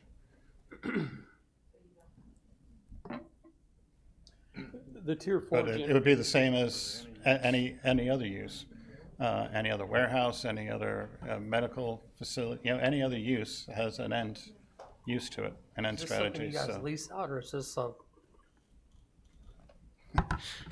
or is this like once you're done, It could be a lease or a sale. It's to be determined. And you got clients lined up that are looking for a facility like this? Yeah, we've had discussions with clients. We, given our experience in this industry in other states and here, we have talked to a number of people. There are interested entities. The, buildings have been designed based on standards and other projects and based on discussions we've had. So yes, there is interest. But yeah, on the point Craig just made, we're trying to, come in here and go over and above what, another industrial use, would probably have to do to land here. And a lot of these questions could apply to a lot of other types of uses. You could have a manufacturing plant or a distribution center where in 10, 20, 25 years, that might not be needed anymore, and they'd have to grapple with that same question. And that applies to us just like it does to anybody else. I think, what we want to do, and we totally recognize that this is a major change to the community. And we want to try to be thoughtful and collaborate and go over and above what some other industrial use would probably have to do here. And if this doesn't move forward, this land is still designated industrial. Some other user could come in. There could be no new noise ordinance because our project falls by the wayside, and they would have other pros and cons, other impacts that would need to be dealt with. And I think if we can recognize that this corridor is an industrial corridor, I think we can get there. If we're going to say that this is not industrial, this is actually a rural area and that's what it needs to stay forever, then that's a different decision point here. But when we look at how Apex has looked at this area for over a decade, this has been envisioned as an industrial corridor. You have a power plant, you have a wastewater treatment plant, you got a rail line here, you have some elements of an industry already that we're building upon, and we're leveraging that infrastructure with with our use here. But if the decision of the town is actually, we don't want industry here, the vision that we've had for this corridor that's gone back over a decade is actually not our vision here, then we need to have a totally different conversation. But I think if we kind of get down to, hey, what uses does the town think could work here? I think we can find a way to, address the major concerns. When we talk about these like end of world scenarios and like what's that going to mean for everybody, yeah, like those are difficult questions that, Oh, hold up. Let the board have a conversation. Bill had a question. Yeah. I lost my train of thought, but I think you knew like what I was saying there, but I lost my train of thought. No, I still am going back to noise Yeah. and evaluation and I have to depend on an acoustical guy to take a look at it, but elevation wise, how high you put the mics and all that sort of stuff, I think it's important because at ground level, it might be quite a bit different than it is 30, 40 feet up. And I just think that monitoring, and maybe you don't have to monitor forever, but I think you need to monitor it long enough to know where you're really at. So you have a whole bunch of data. And that's why I asked about the sale or lease, if your continued interest in the community, if it was a sale or if it was a lease. Right. If you lease, then you would have a continued interest in the community. And I think, to your point about, I think what this board is trying to acknowledge is that this is not just a normal industry. I mean, it's using a lot of resources that everybody in the town needs and that are critical to everybody. And it's not going to be a good thing if the residents are being asked, reduce your electricity consumption. We're going to move to rate, to do those kinds of things. Reduce your water consumption. Let your landscaping die. But our data None of those things would happen with our proposal. But hold on. But with please be quiet. With the water shortage plan that the town has to have, outdoor watering activities have to cease except for emergency situations under certain stages. And so you are going to have landscapers who cannot plant. You are going to have residents who are just going to have to let their landscaping go to the wayside. In the worst case scenario, which is not like an impossibility, you're telling people just only use enough water to preserve life and safety and public health. But at the same time, we're going to have potentially your facility operating as if none of that was going on. Is that correct? That would be the thing. You'd have contracts in place. We get the water. We're getting the water from the town of Apex. But no, we're getting the water just like everybody else is getting the water. And we don't have some like side agreement that we're getting the water before everybody else. But you would not be subject to any kind of modification, or this facility wouldn't be subject to any kind of drought actions, right? Well, what Beth said is we need to enter into the agreement about what our deal actually looks like. Like none of that has happened yet. But is it possible though? I mean, could you throttle back on the amount of water? Is that a technical possibility? Yeah, and there are a few ways we can do that, including with on-site storage to help supplement the peak usage of the water. But yeah, there are a lot of details of this that we can work out. And again, like when emergencies happen, like, I feel like we can't like act like that's going to be the situation all the time. Like when emergencies happen, things need to be dealt with, lives need to be saved before you serve water to industrial campuses. And like I can easily acknowledge that would be the right thing to do. And we're not saying that we're going to take water from other people who need it in an emergency. Right, but even before you get to an emergency, like, when a water shortage is declared, I mean, like, it's incremental, so it may not be, a tropical storm system, like that kind of very acute, but if you have sort of an overtime developing situation, is it possible to be responsive to that? Well, I'm not sure it's, as different as you imagine. I would expect that if homeowners are not watering their plants, we wouldn't be watering our plants either, right? And the focus is to use the wastewater, to cool the facility. So the goal is to be using wastewater that's, already been used by the people that live here, and that is the intended primary source of cooling. There are a lot of industrial uses that are big water users. So it's not unusual for an industrial use to be a big water user. It is unusual for them to be this close to the wastewater treatment plant and to be able to use that, that resource in a way that, homeowners can't. Yeah, and just to add, from what I understand, there isn't a reclaimed water system serving the town for irrigation from this Western Wake wastewater treatment plant. There's an on-site reclaimed water system where trucks can come and fill up, but it's not serving residents for irrigation purposes But in like you're not committing to just only using reclaimed water, right? It's not a commitment. I think the purpose of that backup potable water is when the town needs to run maintenance, there's a source of potable water for a short period of time. And so what if that happens to coincide with the Well, drought? it's also not a commitment. Yeah. So that's What- the intention, very much appreciated. But what if you need more water than the reclaimed water can provide? Or we're already talking about 100 million gallons. That's probably an underestimate. So what if you need more? I have to go back to what Beth said, which is we need to determine the details of our agreement, but the town of Apex has been very clear that we can't just use potable water for cooling.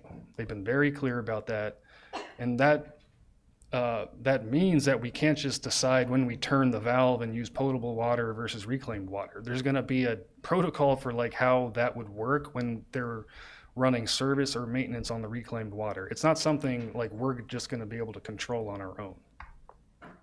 But again, like it's been very preliminary. These discussions need to happen where the agreement for what this actually looks like gets formalized.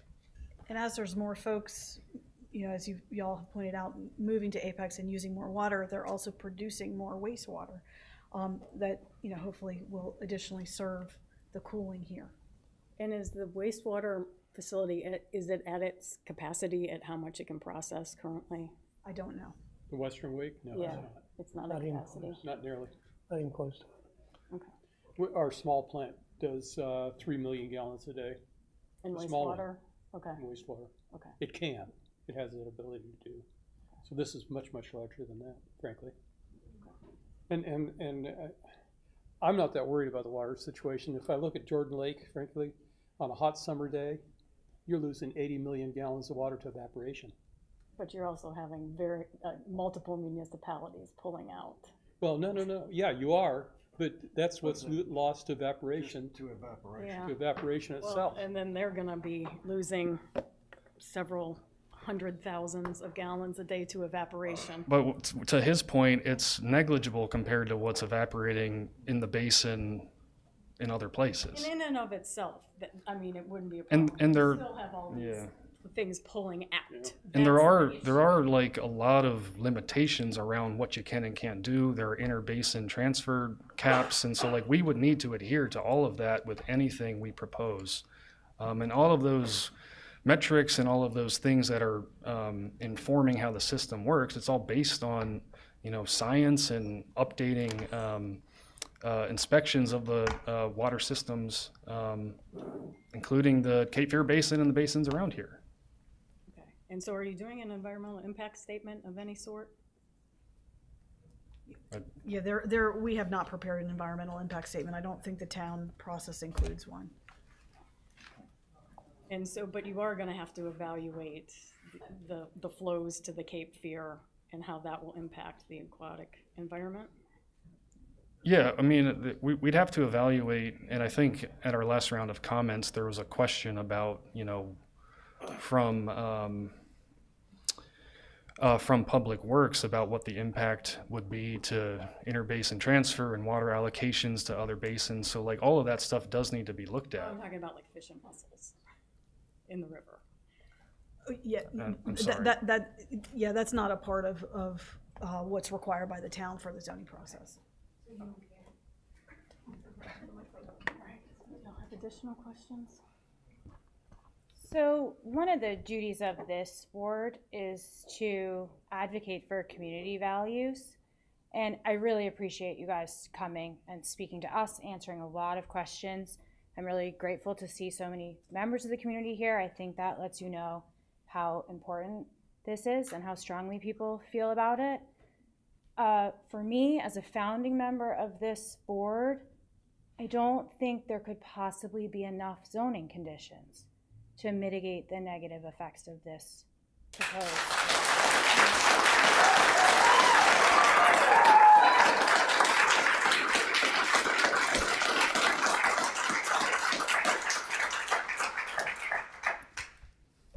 Send us your list. Send us what you want. let us look at what you want. Seriously. I think there have been a lot of suggestions, and there have been a lot of responses that those suggestions are not feasible. Like the solar panels? Like renewable energy, yes.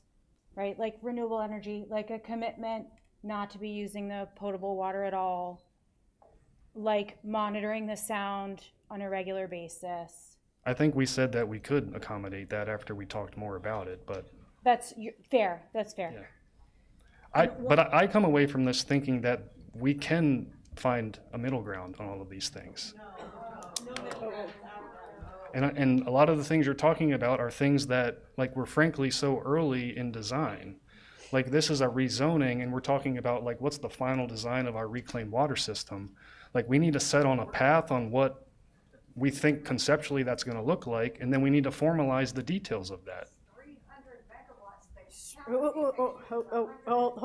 Hold up. Okay, so we as a board, they have presented to us some rezoning conditions, and so it looks like there's 18 of them on page 20, I'm sorry, 20.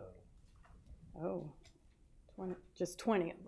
Is that how many you're saying? Not 100% of them are tied straight to us, but Right. they've got 20 conditions. So there are 20 conditions, and that's on page 90 of our packet. 88. Or I'm sorry, yes, thank you. 88 of our packet.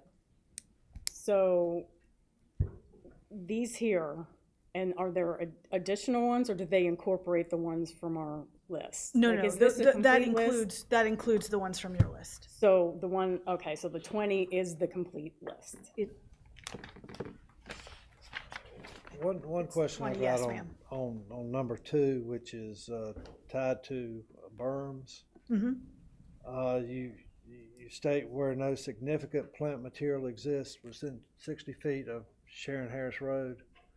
You'll have an 8-foot berm of a berm at least 8 feet.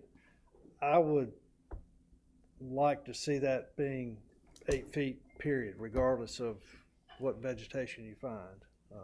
What we were trying to balance, and we can certainly make the change, but what we were trying to balance was if there is existing vegetation, trees and things that provide a larger buffer than might exist when we planted, that we have the flexibility to preserve those trees and other plant materials that will do a better job of screening early on than newer plantings. But, we're here to receive feedback. I've taken a number of notes, and your input is appreciated. So, what is significant plant material? Like, could you define that, please? That would be something that we would work with your planning staff to determine whether what was existing was appropriate to save or not. Okay, and so one thing we do sort of want to be sensitive to is if you have existing vegetation and then you're going to try and go in there and plant more to make a type A buffer, that might actually be worse, especially if you're talking about trees that have a spreading root system. Right.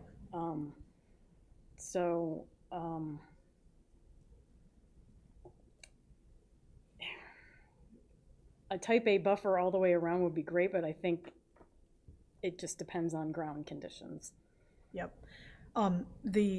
So there is a UDO amendment associated with this that does have a requirement for a 60-foot type A buffer.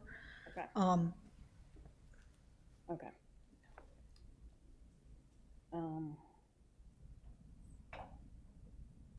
So in condition 4,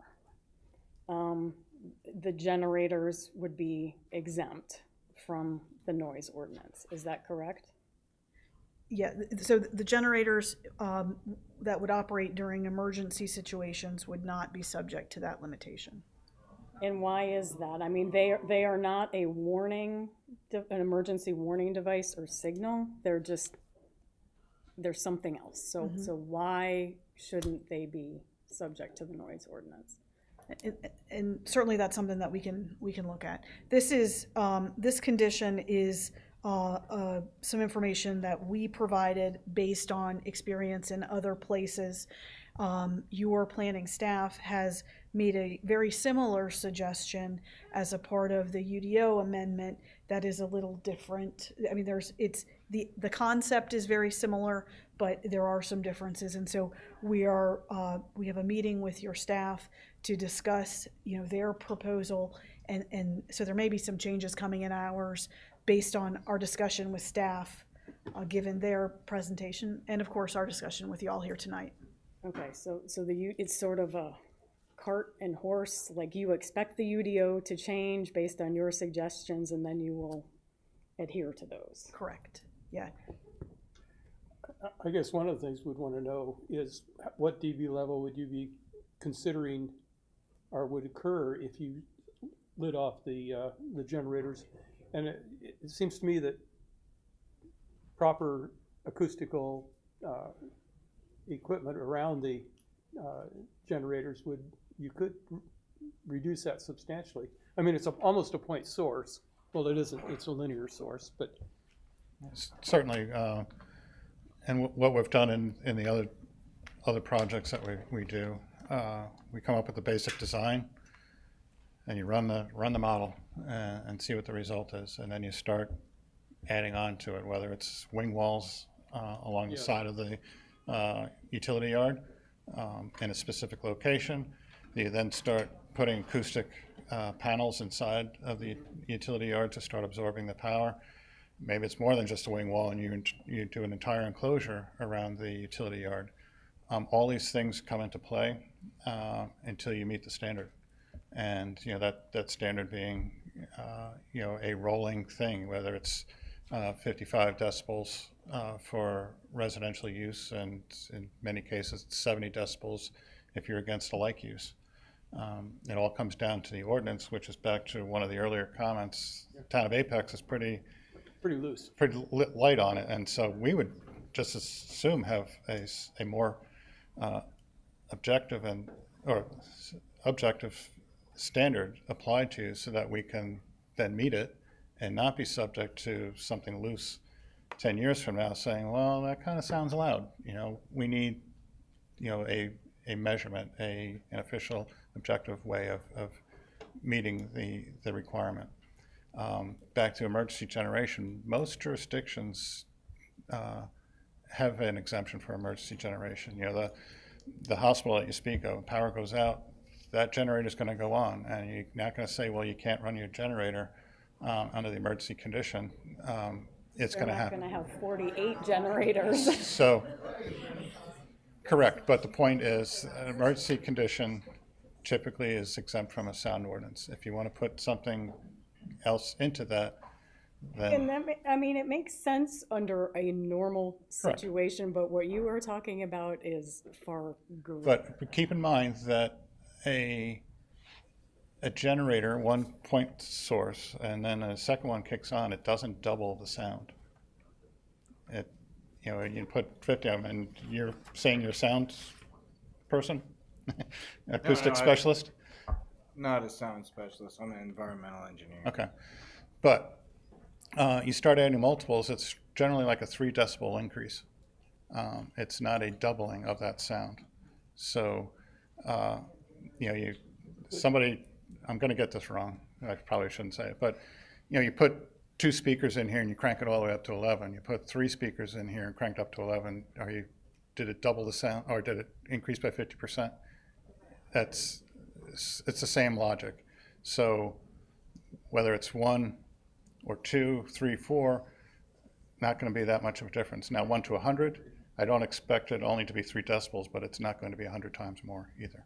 But at some And- point, it's just loud. But the sound model will play that out. And your hospital is also generally not something that's required to be in an industrial area. So, an area where you're having asphalt plants and, manufacturing and all sorts of uses that are determined to be intense. Nuclear Industrial. power plants, for instance. Yeah, but also concurrently, I noticed that you are suggesting that this is sort of data centers go as by right into light industrial areas, correct? With supplementary conditions, right, that include, things like a particular size of property. The staff has suggested a particular location, excluding, properties that are closer to town, in essence, with the conditions that they've offered. But subject to conditions in the light industrial district only, yes.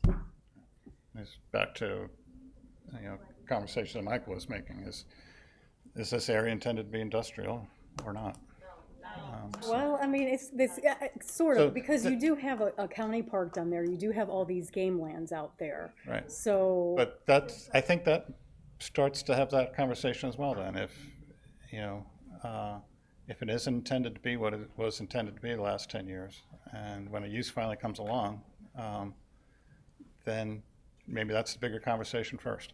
but it's a new use, I guess, is the thing. I'm sorry? It's a new use you're proposing. It's a new use, It's not but a use. It's a new But use. keep in mind, everyone is calling data centers the apocalypse, and given all the other industrial uses, it's quite tame. So it has a large power use, and it has a water use, and not all of them use water. We just went through a long, lengthy conversation about what ifs on water.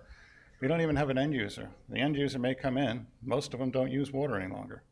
That whole conversation goes away if someone comes in that doesn't use water. Aligned data centers, they don't use water. We're able to convince them to come here. That whole conversation is dead.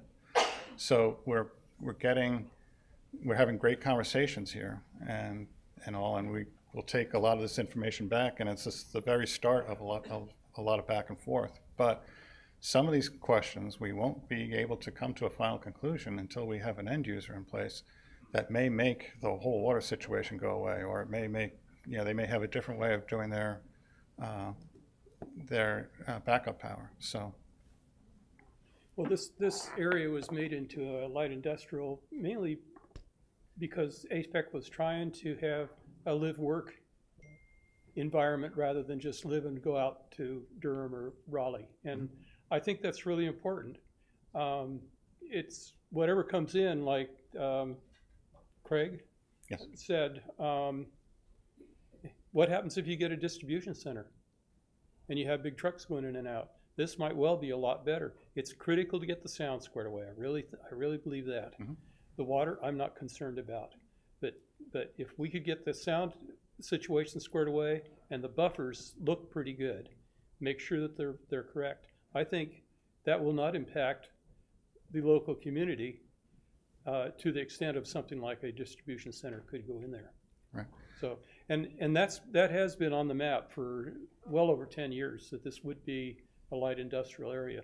And I think it's critical for Apex to look at good jobs, and this will give good jobs. I don't think it'll give a lot of jobs. That's the one downside. It's actually, in I the think there's about 80 proposal, it's jobs, isn't there? advertised as not a lot of employment. No, there isn't a lot of employment, but I thought it was like 80 jobs. I don't know. It's not as many jobs as Yeah, it's not, there aren't no jobs, there are jobs, but they're not a a lot. lot. There's like, roughly 200 jobs that would be Okay, that's permanent more than I jobs. thought. Yeah. Mhm. But it goes to your point, because of that, then there aren't the same impacts to the road network that you would get with a facility that had a lot of employees and a lot of traffic considerations. So there are pros and cons to different industrial uses, and that's one of them. What is the average salary expected for something like this? For a full-time job, around 100,000.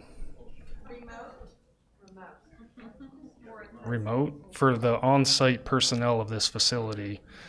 We've engaged with a consultant who studies the economic and fiscal impacts, and they're estimating the full-time employee salary would be around 100,000. And how many, you're saying there might be 200 or 100? Roughly 200, yeah, and that again fluctuates a little bit on the user, but yes. 200 Can we full-time stick with the employees. environmental part of Yes. this? I mean, Okay.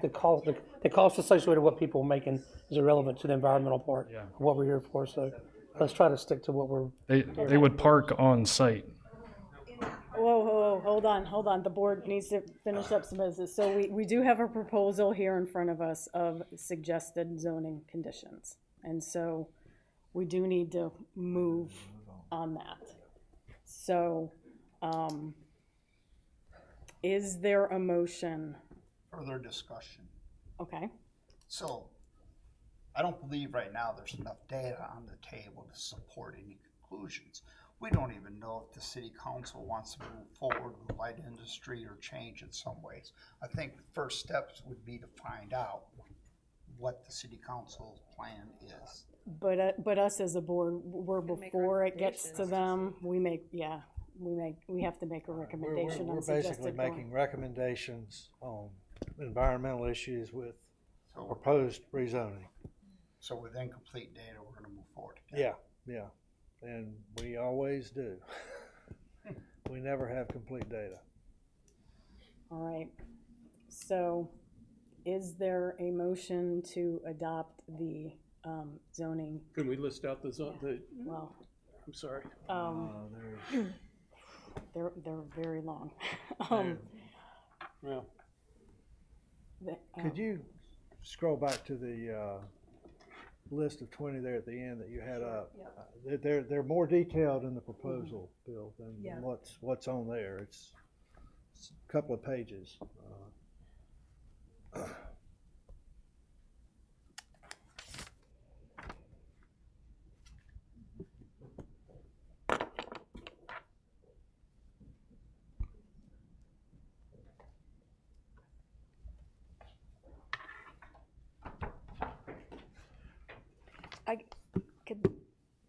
Is there a scenario where this land is ever designated as something other than industrial use?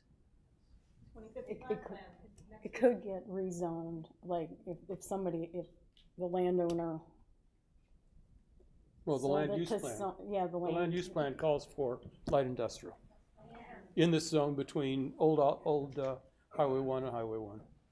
But it could end up as It theoretically. could be rezoned. Or Yeah, it could be or rezoned the to land use something plan else. could be changed. Yeah, But we don't have any say in that. Basically not. I mean, we can argue it. And I'll be frank, I think that this properly done is a decent area for light industrial. I'm sorry, I know that's probably going against the grain. But if you do these things right and you make a live-work situation, everybody can benefit. this And particular that's the property critical to thing, me, and that's though. why we're trying to do, is make this thing right. Hold on. This particular property to me, with this conservation easement on it, and just, it'd be perfect, and up against the game land, it'd be perfect off-site RCA. Like, to me, it'd be the exact opposite thing. Okay. And then where do you put the business? Where do you put the business? Where do you make the live work? That's the big question. We're running out of land.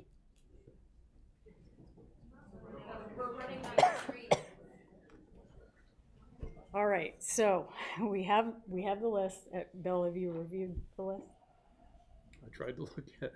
Okay. The main thing is I want to see is the noise level situation. I think that's the critical. noise one needs to be modified as like, Yep. this is the minimum requirement, however, they will support the town in providing a separate noise consulting engineer to help us rewrite our ordinance to better deal with this particular application. Because I don't think the sound ordinance that we have in the town is ready for this. It's not adequate. That's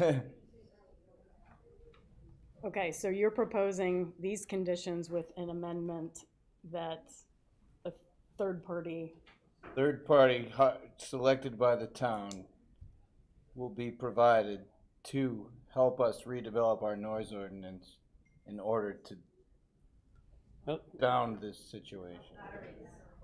Okay, they have a 60 dB level Right. normally.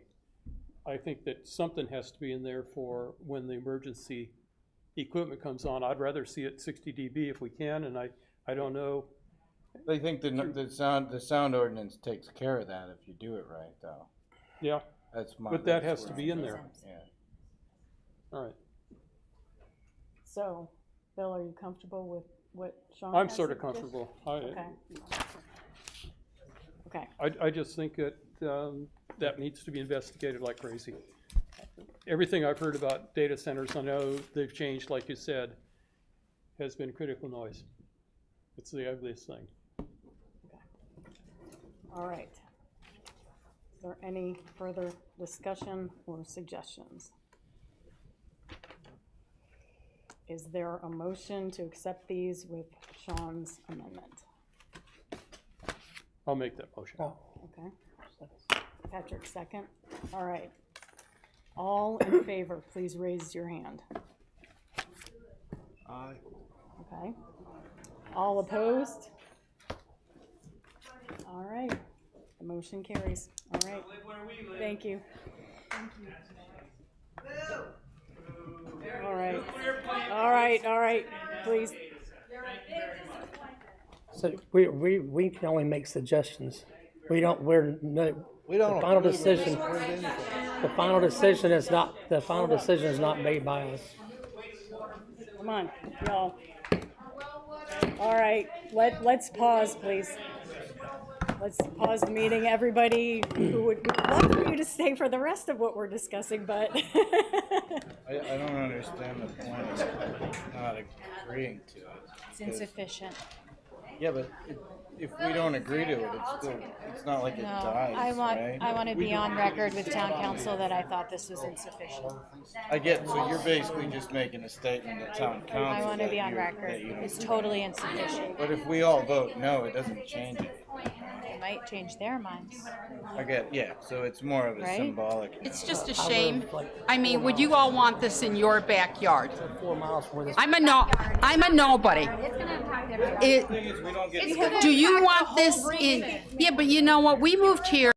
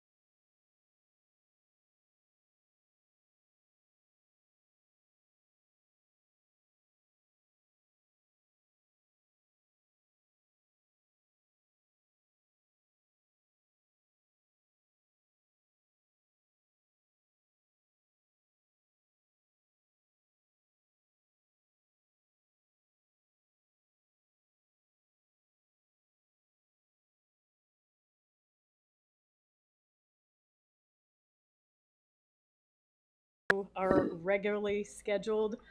We have a couple new business items. The tree canopy initiatives and the native plant resolution UDO amendment language. Say that one more time.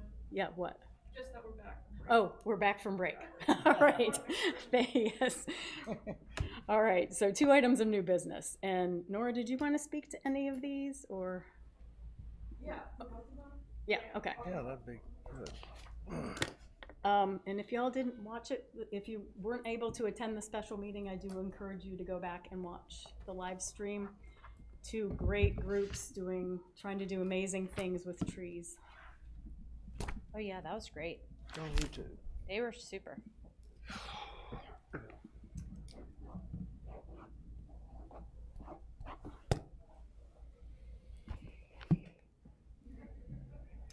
Okay, I think we're all probably about ready to go, so we're gonna fly through this. A lot of it is what we talked about back in August. I know it's been a while since we've met. We missed September, but we talked about our tree canopy ordinance updates. So some backgrounds about where we are now. In August, we talked about some of our current successes that we have. We do already have tree preservation ordinances. Now we're working on updating those. Currently, Apex has 50% or canopy cover, and actually that was in 2020, so not currently, but when the Wake County assessment was done, we were at 50% canopy cover. And then we already do have the Plant the Peak program, which allows 1 tree, and it's free, so you don't have to purchase them. It's a giveaway. Sorry, what'd you say on that? We'll Plant the Peak. The tree giveaway, is that, I missed what you said. That's part of Plant the Peak. Yeah, that's part of Plant the Peak. We're currently doing that now. How So many trees do we give away? I think last year we gave away around 300 or 400, so a couple hundreds. The number I saw at one point was 130. Yeah, I think it's more like 200. 200-ish. Philip takes care of that, so I'm just sharing the message. But then back in August, we talked about some of our challenges. Obviously, with that, we're limited. Philip is our town arborist. I'm, 1 person on my own, so we don't have that big, robust urban forestry staff that a lot of these municipalities have. And then something that we're going to talk about later is Senate Bill 382, which actually is now a law. It was passed in 2024, and that's going to limit a lot of what we can do, so we'll get into that in a minute. And then, like Suzanne brought up, at our special meeting last week, we talked with Trees for the Triangle and Pit Stop for the Birds about some neat partnership opportunities with planting trees in town. So looking forward to that. So this is what I'm going to skip through. We talked about this in August.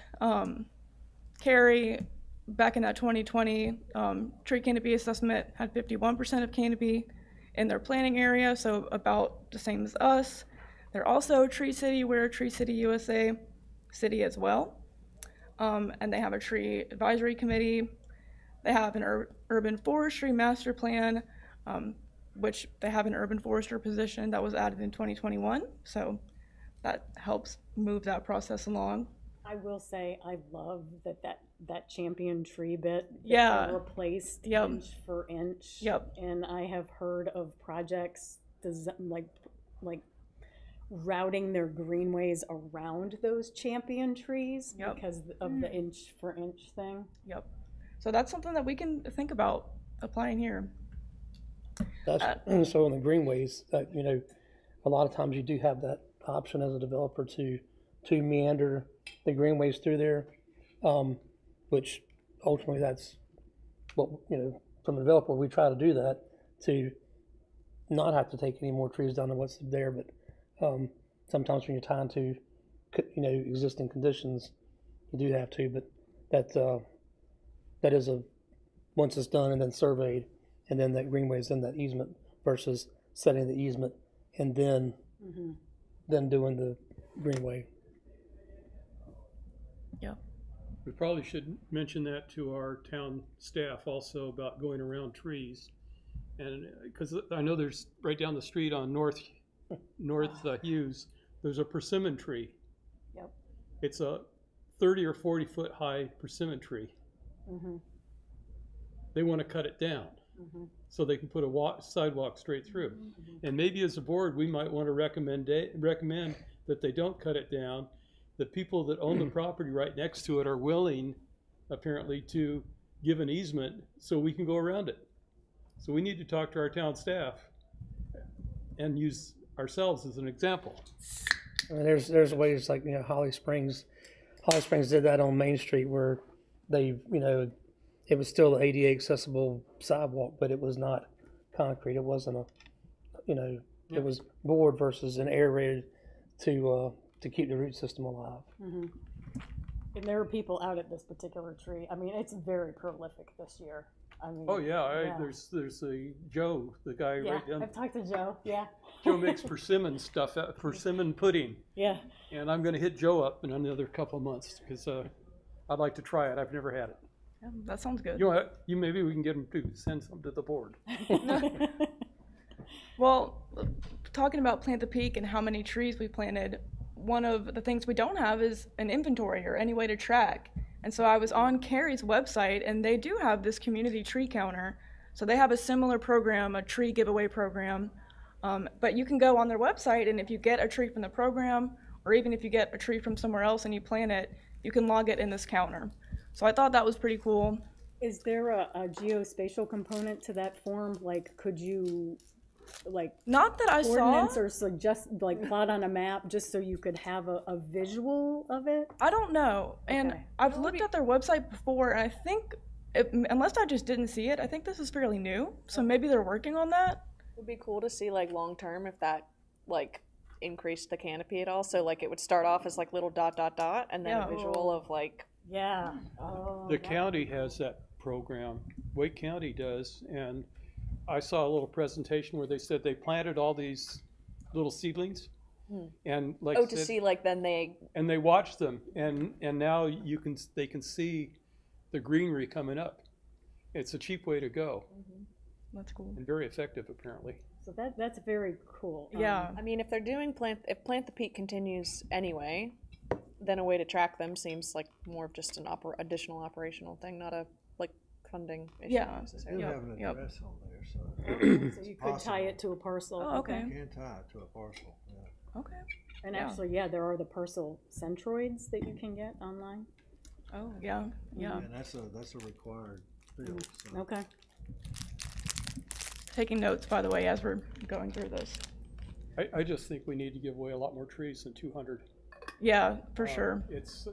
I mean, 200 trees, that's 1/100th of a tree per household in Apex.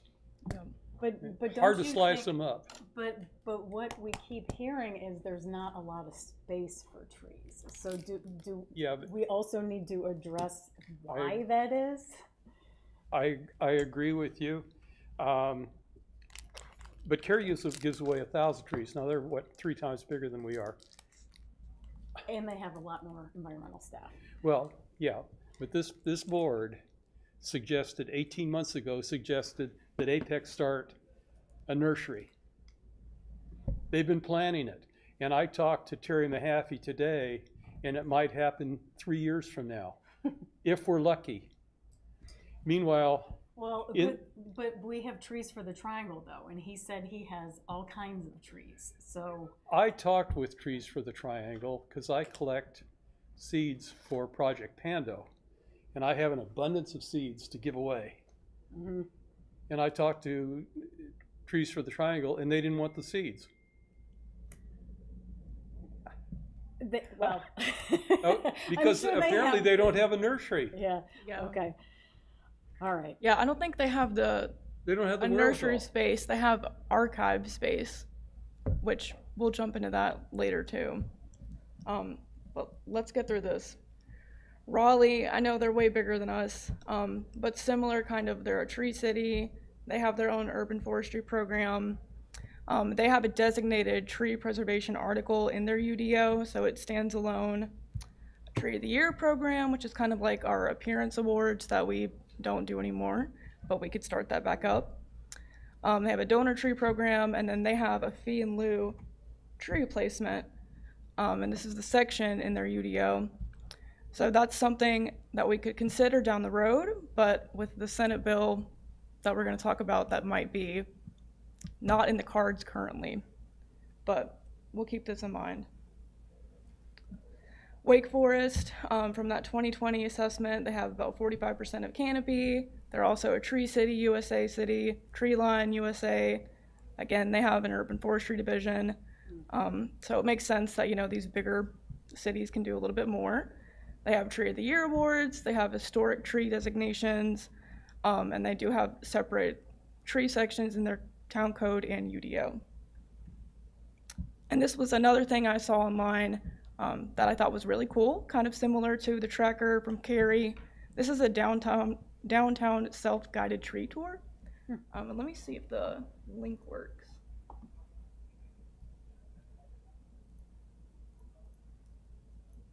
So it's like a little GIS story map. You can click on some of their trees downtown, go through, get the story. And again, this is something programmatic that we could do that, you know, we don't have to amend the UDO to start this. This could just be a cool project for us. Might take a little while with, you know, a couple staff members, but I thought it was interesting. So our next steps. So it has been passed down to me, and I think we went over this in August, that the EAB has been asked by town council to provide some kind of updates or recommendations to change or amend our current tree ordinances in the UDO. And our goal is hopefully to have any recommendations go before them at their council retreat. That's February. Yes. We had a question about that. Okay. Yes. So that's in February. So at the very latest, we would want to have this done by January. I think it would be awesome if we could start soon and maybe have something ready November, December, at least to come back to the board again for you guys to approve, to be ready for that February agenda. But I sent you guys the info about this session law. So this was passed in December of 2024, and basically it limits local governments from adopting any ordinances that would downsize or downzone. And for us, for the tree side of things, I think the issue comes from creating nonconformities. So if we made an amendment and previous rezonings, you know, are out of conformity, we would have to get written consent from every party affected, and that's just not feasible. So that kind of limits right now what we can do. But I was thinking, What would be, What is a nonconformity? yeah, what would be one of the things we recommend that would fall under this non-conforming? let me ask June that question. June, do you have an example of that?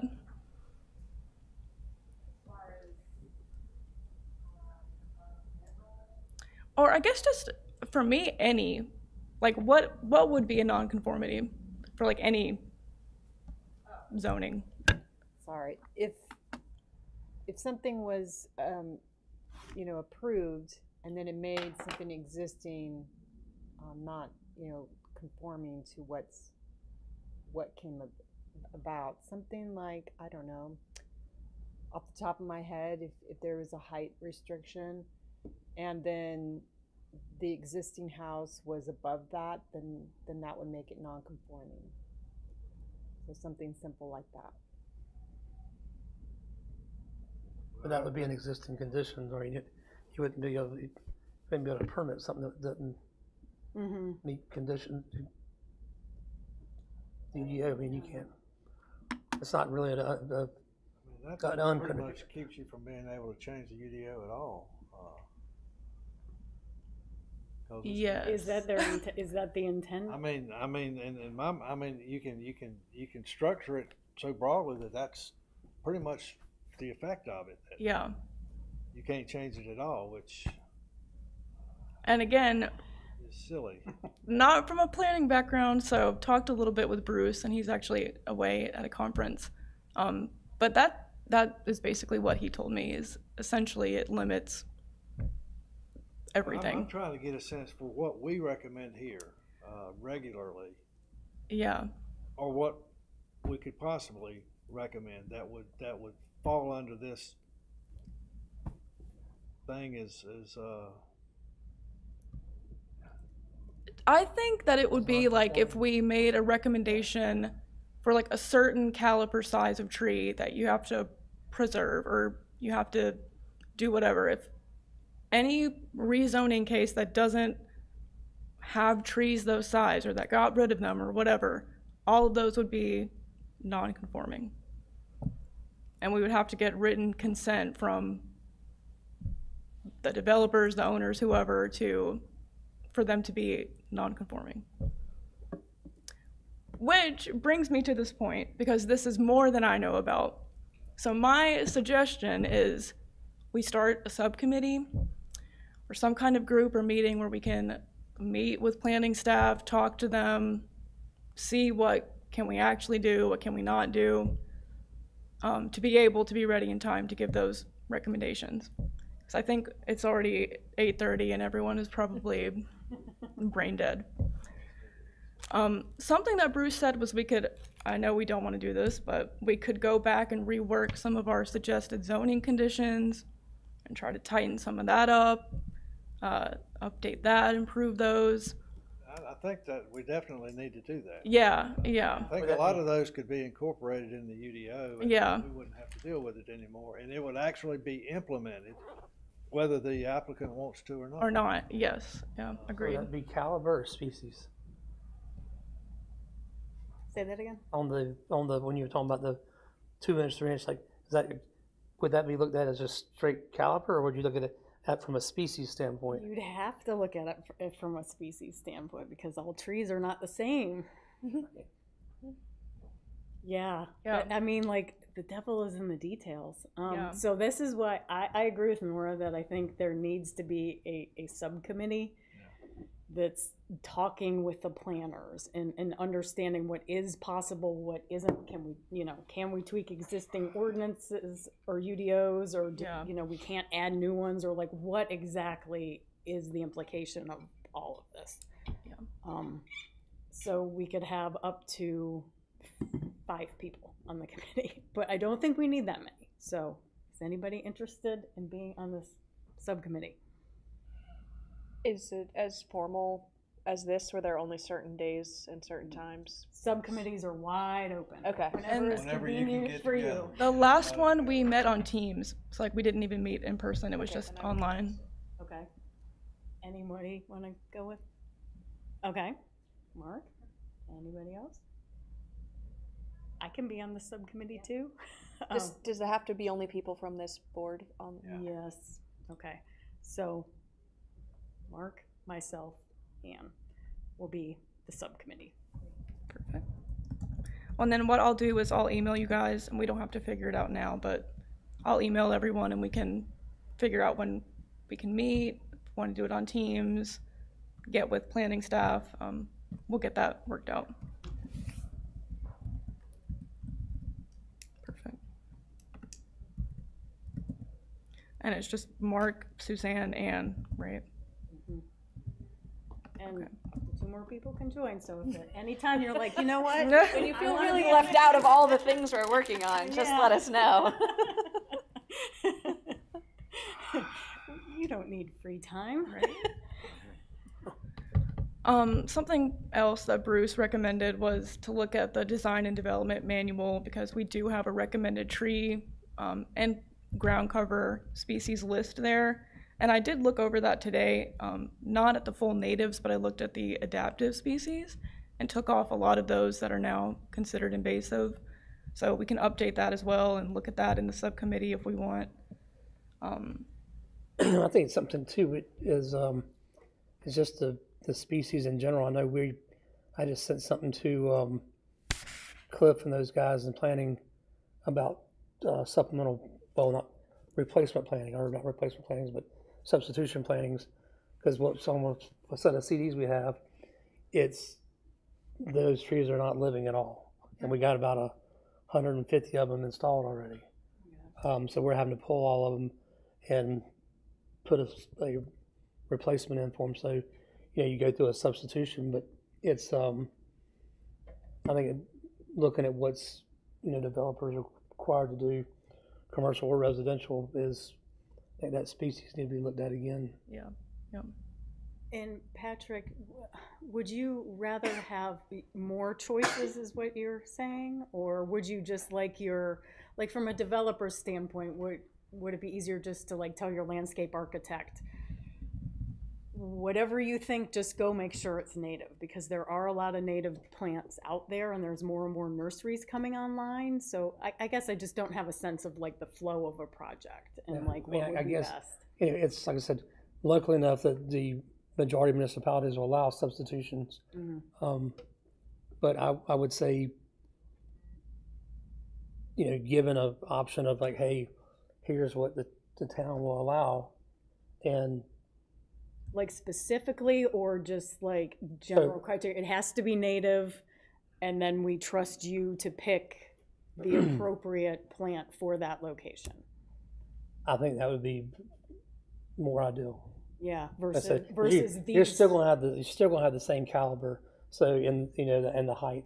So it's not gonna be a price situation. It's just gonna be a, you know, at the same time you don't want every single houses to have, you know, red maple going down the street. You know, a little bit of variation makes the curb appeal better also. So if the criteria was, That's right, yeah. you've got to plant 10 trees, just make sure they're native, go figure that out. Like that would be the best scenario? It's basically the same scenario where you say you don't have the same elevation on this house as this house, and you don't have the same color, you know, switch the trees up too where it's not all the exact same thing. Okay. What caliber trees were those that died? 2.5, I believe, is what the street tree isn't 2.5 caliber required for street trees. You know. And when were they planted? All these were probably in the last 6 months. Probably 8 months. Did they get watered? Because Oh, we yeah, had they- those 2 spells over. No, it's they're water, because some of them are common trees that, oh yeah, I paid a lot of water bills. I think that the time of year is sort of critical on some of Yeah. these, that maybe there needs to be some giveaway to allow a developer to choose more towards the winter months or something. I mean, Well, when you go to get your CO, you got to pass your site final. Pass your site final, you got to you're have kinda stuck, I you got guess. to have the street tree and the foundation plants, and so yeah. I don't know. It's silly to plant the damn things in August.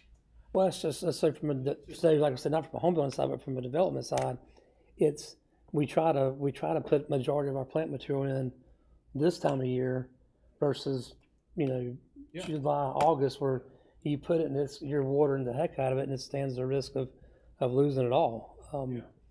But some, you know, luckily enough, Apex is a great municipality to work with in that sense. Some other municipalities, you have to bond for it, and then others, you have to put it in, and if not, we're going to stop issuing COs. Bonding for it, I think, makes sense. Yeah. It does. I know Kerry used to have a form you could fill out where it's like, hey, you're opting to wait till September to start your plantings. Boy, I mean, Apex, like I said, you can bond for it here, which is great. I personally think a sum of calipers that equals 2.5 inches, so a builder can do 1.5 and 2 and 1, put 2 trees in. Well, I mean, that's another option. So I would. Well, this is probably biased being on the on the town. Yeah. This is probably biased being on the town, but I would not want to put anything less than 2.5 inch caliber in on our front yard.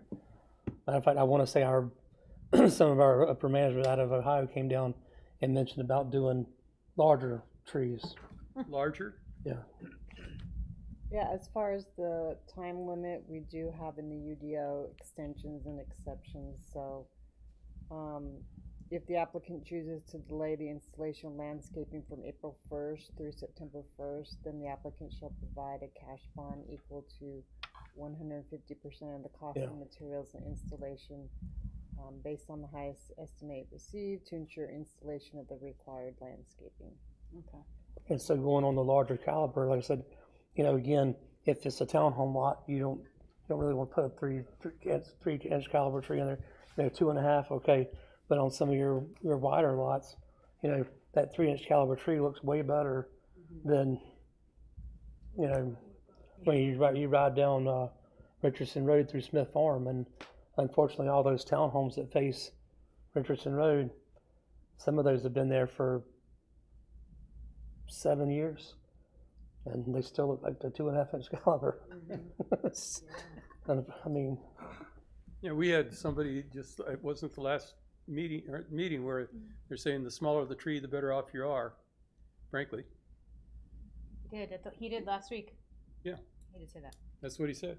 I mean, what he had a ideal of 3 gallon or something like that. he said 3, 5, or He said 7. 3 to 5. But a long time ago, 25 years ago now, actually, I can remember that far back. My son's Cub Scout troop put in a whole bunch of trees along 64, and they were all little seedlings, and I found one that was like 6 feet tall, 8 feet tall. I put it out there so I could monitor it and see how it grew in comparison to those little seedlings. I couldn't tell the difference after a couple of years. The dang seedlings wiped out my big tree. Okay, to wrap this up. We don't have to get into this if we're going to do our little subcommittee. We can talk more about it then. These are what some of the municipalities, I can't say that word, in the region are doing. They're defining, they're like updating their specimen tree definition, so we could look into doing that to make it a little bit more robust, include more. Some municipalities set canopy retention targets for specific land uses or zoning types. So Raleigh does that, Mooresville, Durham has a version of it. We could look into that. Could look into making our own dedicated tree protection article, so everything is kind of together tree related in the UDO. I've heard we don't like clear cutting, obviously, but if that's come from some town council staff, so we could look into further clearly prohibiting that. Creating a tree fund, Raleigh does that. Charlotte has a really great tree fund program. We could suggest that the town starts to do more tree surveys or maintaining those public tree inventories, hire an urban forester if we ever get to that point. I think we need one now. Yeah. I mean, and the reason I say that is I was reading something about how the planning director was deciding something tree related, and I was like, well, that's weird because planners are not usually foresters. Yeah. And so I feel like there's no pass off of the tree thing once it exits planning, right? And an urban forester would sort of be that person. Yeah. Yep, for sure. We have an arborist. But does he have another job? Is his job title arborist? His job title is arborist. I'm not sure what he does fully. I know he goes out to the power lines when they're cutting trees. Okay, for the so power he's lines. in the utility department? He sits in the utility department. Right, Okay. that's the town arborist. He sits in the utility. Could he expand his responsibilities, or could they be expanded? But we do have one code compliance officer that he's an arborist as well. But you're sort of splitting your job versus having a dedicated person who can think trees. Yeah. Everywhere, anywhere, all the time. Yep. Yeah. And Charlotte, they only have, I think, 2 or 3 staff people. So even one person, would be good for here. Yeah, Carrie, I'm actually dealing with one, that individual would carry tomorrow. Oh, yeah. On a site, so. Yeah. There you go. They have one. And then we talked about expanding our planting programs, hopefully maybe doing something with Trees for the Triangle in the future, or another organization. So looking ahead, these were just other things I wanted to bring up I think I mentioned before in the August meeting, or maybe at the last meeting as well too, that Dean Krupa, is that how you say his last name? Do you know Dean, Ann? I don't know if you do. I'm not sure. He was affiliated with the Tree Cap, but he reached out to me a long time ago about starting an archive in Apex, and he found a spot that had an Apex address. It's Optimus Farm. It's actually in Fuquay's planning jurisdiction, yeah, so it's not in town. But they met on Tuesday of this week and just found out that they got permission to go ahead with that. So there'll be a tree archive at Optimus Farm. So if you ever want to volunteer, they're looking for help. I think they're trying to do their first planting by Veterans Day. So I don't know if he was ever officially on the committee. I think he just started coming to the meetings and yep. So that's good news. So happy for them. We're still looking for our Apex spot. I mean, it's not out of the question. And then Philip, actually the town arborist, brought up that he went to the Great NC Tree Conference. It's hosted by the Urban Forest Council of North Carolina. And he said that he was the only person from town, from Apex, that went. And I was thinking if, I think we had orientation, and you asked about like training opportunities or doing, something like this. I think it would be cool if we got some money for the budget to pay for a couple people to go to this conference next year. It's in Greensboro. I think it's in September, so that might be something to look forward to. And then I also noticed that the Wildlife Federation, they have a community wildlife habitat certification, and that's for the whole town. I think Cary is certified, so we could look into that in the future. I think it would be awesome if we could get certified. You have to have like a certain number of habitats that meet these requirements. You have to do outreach and education hours, which I would love to help out with. So we could look at that. So if we had more time, we could sit here and discuss this, but I think we should just leave that to the subcommittee. It's getting late now, so. The last thing was the native plant resolution, which we could also talk about in the subcommittee. Just figuring out the language for that. I know that we wanted to basically copy paste executive order. It seems like that might not work, or that might not be feasible to put in the UDO. So Bruce told me that his suggestion was we have wording that's refer to the design and development manual, kind of what you said, Patrick, like here's the native list, go at it. Well, I mean, if you put in specifics, you're gonna end up having to change the UDO over and over. I think it's hard to keep up with. I think you get a little some input on, and I know my landscaper would be more than happy to share some insight on what he's seen over the last 25 years what works today, what used to work, doesn't work anymore. Yeah, that'd be great. I feel sure he'd be more than happy to help out the town with that. Yeah, I think the important thing about the native plant resolution is just making it clear that the town needs to use natives, and here is the definition of a native plant, and then you refer it to whoever's keeping that list. And in this case, it was the USDA, and that's great because they can deal with taxonomic changes and all of the other changes that happen with plants. I wanted to make one thing clear for the residential, lot. They're required to have one ornamental small tree and then 2 shrubs. So then the small ornamental tree shall be at least 8 feet tall, at least 1.5 inches in caliper. 1.5 inches. Mm-hmm. That's for the single family lots.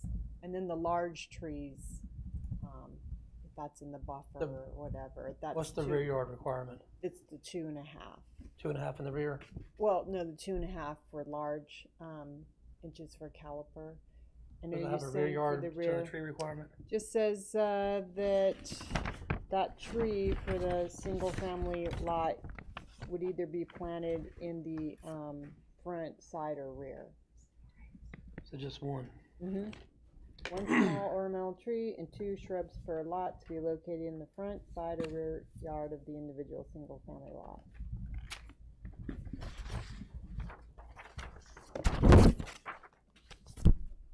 Yeah, but I think the subcommittee can take a look at that too. I mean, maybe just, that will hopefully be easy and quick. Yeah. And, yeah. Yep. Okay, Right. great. Well, thank you, Nora. That's all I have. So I think we're. Oh, the last thing was I was just going to mention in the agenda packet, I included those staff reports. So you have those. If you have questions, you can send them to me and I'll send them out to planning staff. Maybe we can put that on the agenda for next. Yeah. Yeah. Yeah. Yeah. We can do that. Yeah. Do we have a November one? We do. Yes. November 20th. Okay. I didn't see it on the town calendar. That's why I was. It's the 20th, right? No. Yeah. Is? Okay, 20th. To the- And Ashley from the clerk's office is going to come and talk about the dates for next year's meeting. Oh. So if you want input, be there for that. Yeah. Yep. I just had one other thing. So Peak Plan 2055, that's kicking up. That's the town's long-range plan. There's a couple open houses coming up on the 22nd and 23rd. So I encourage you all to give input. They are looking for environmentally related input. So let everybody know. There's also a couple online form, I think one online form where you can give public input as well. So please help spread the word about that. What was the date on that? 23rd? 22nd, that one is at Hope Community Church. And the 23rd is here, I think upstairs. And they're in the evenings. Wednesday and Thursday. Yeah, Wednesday and Thursday from 4:30 to 6:30. It looks like both of them. And it's just a drop-in kind of thing where I don't know if they're gonna have the dot things where you can, or some way to give input. Okay. So that's all I had. That's all I have. All right, you want to entertain a motion to adjourn? I will so move. All right, is there a second? Second. All right, all in favor? Aye. All right, thank you all. We are adjourned. Did you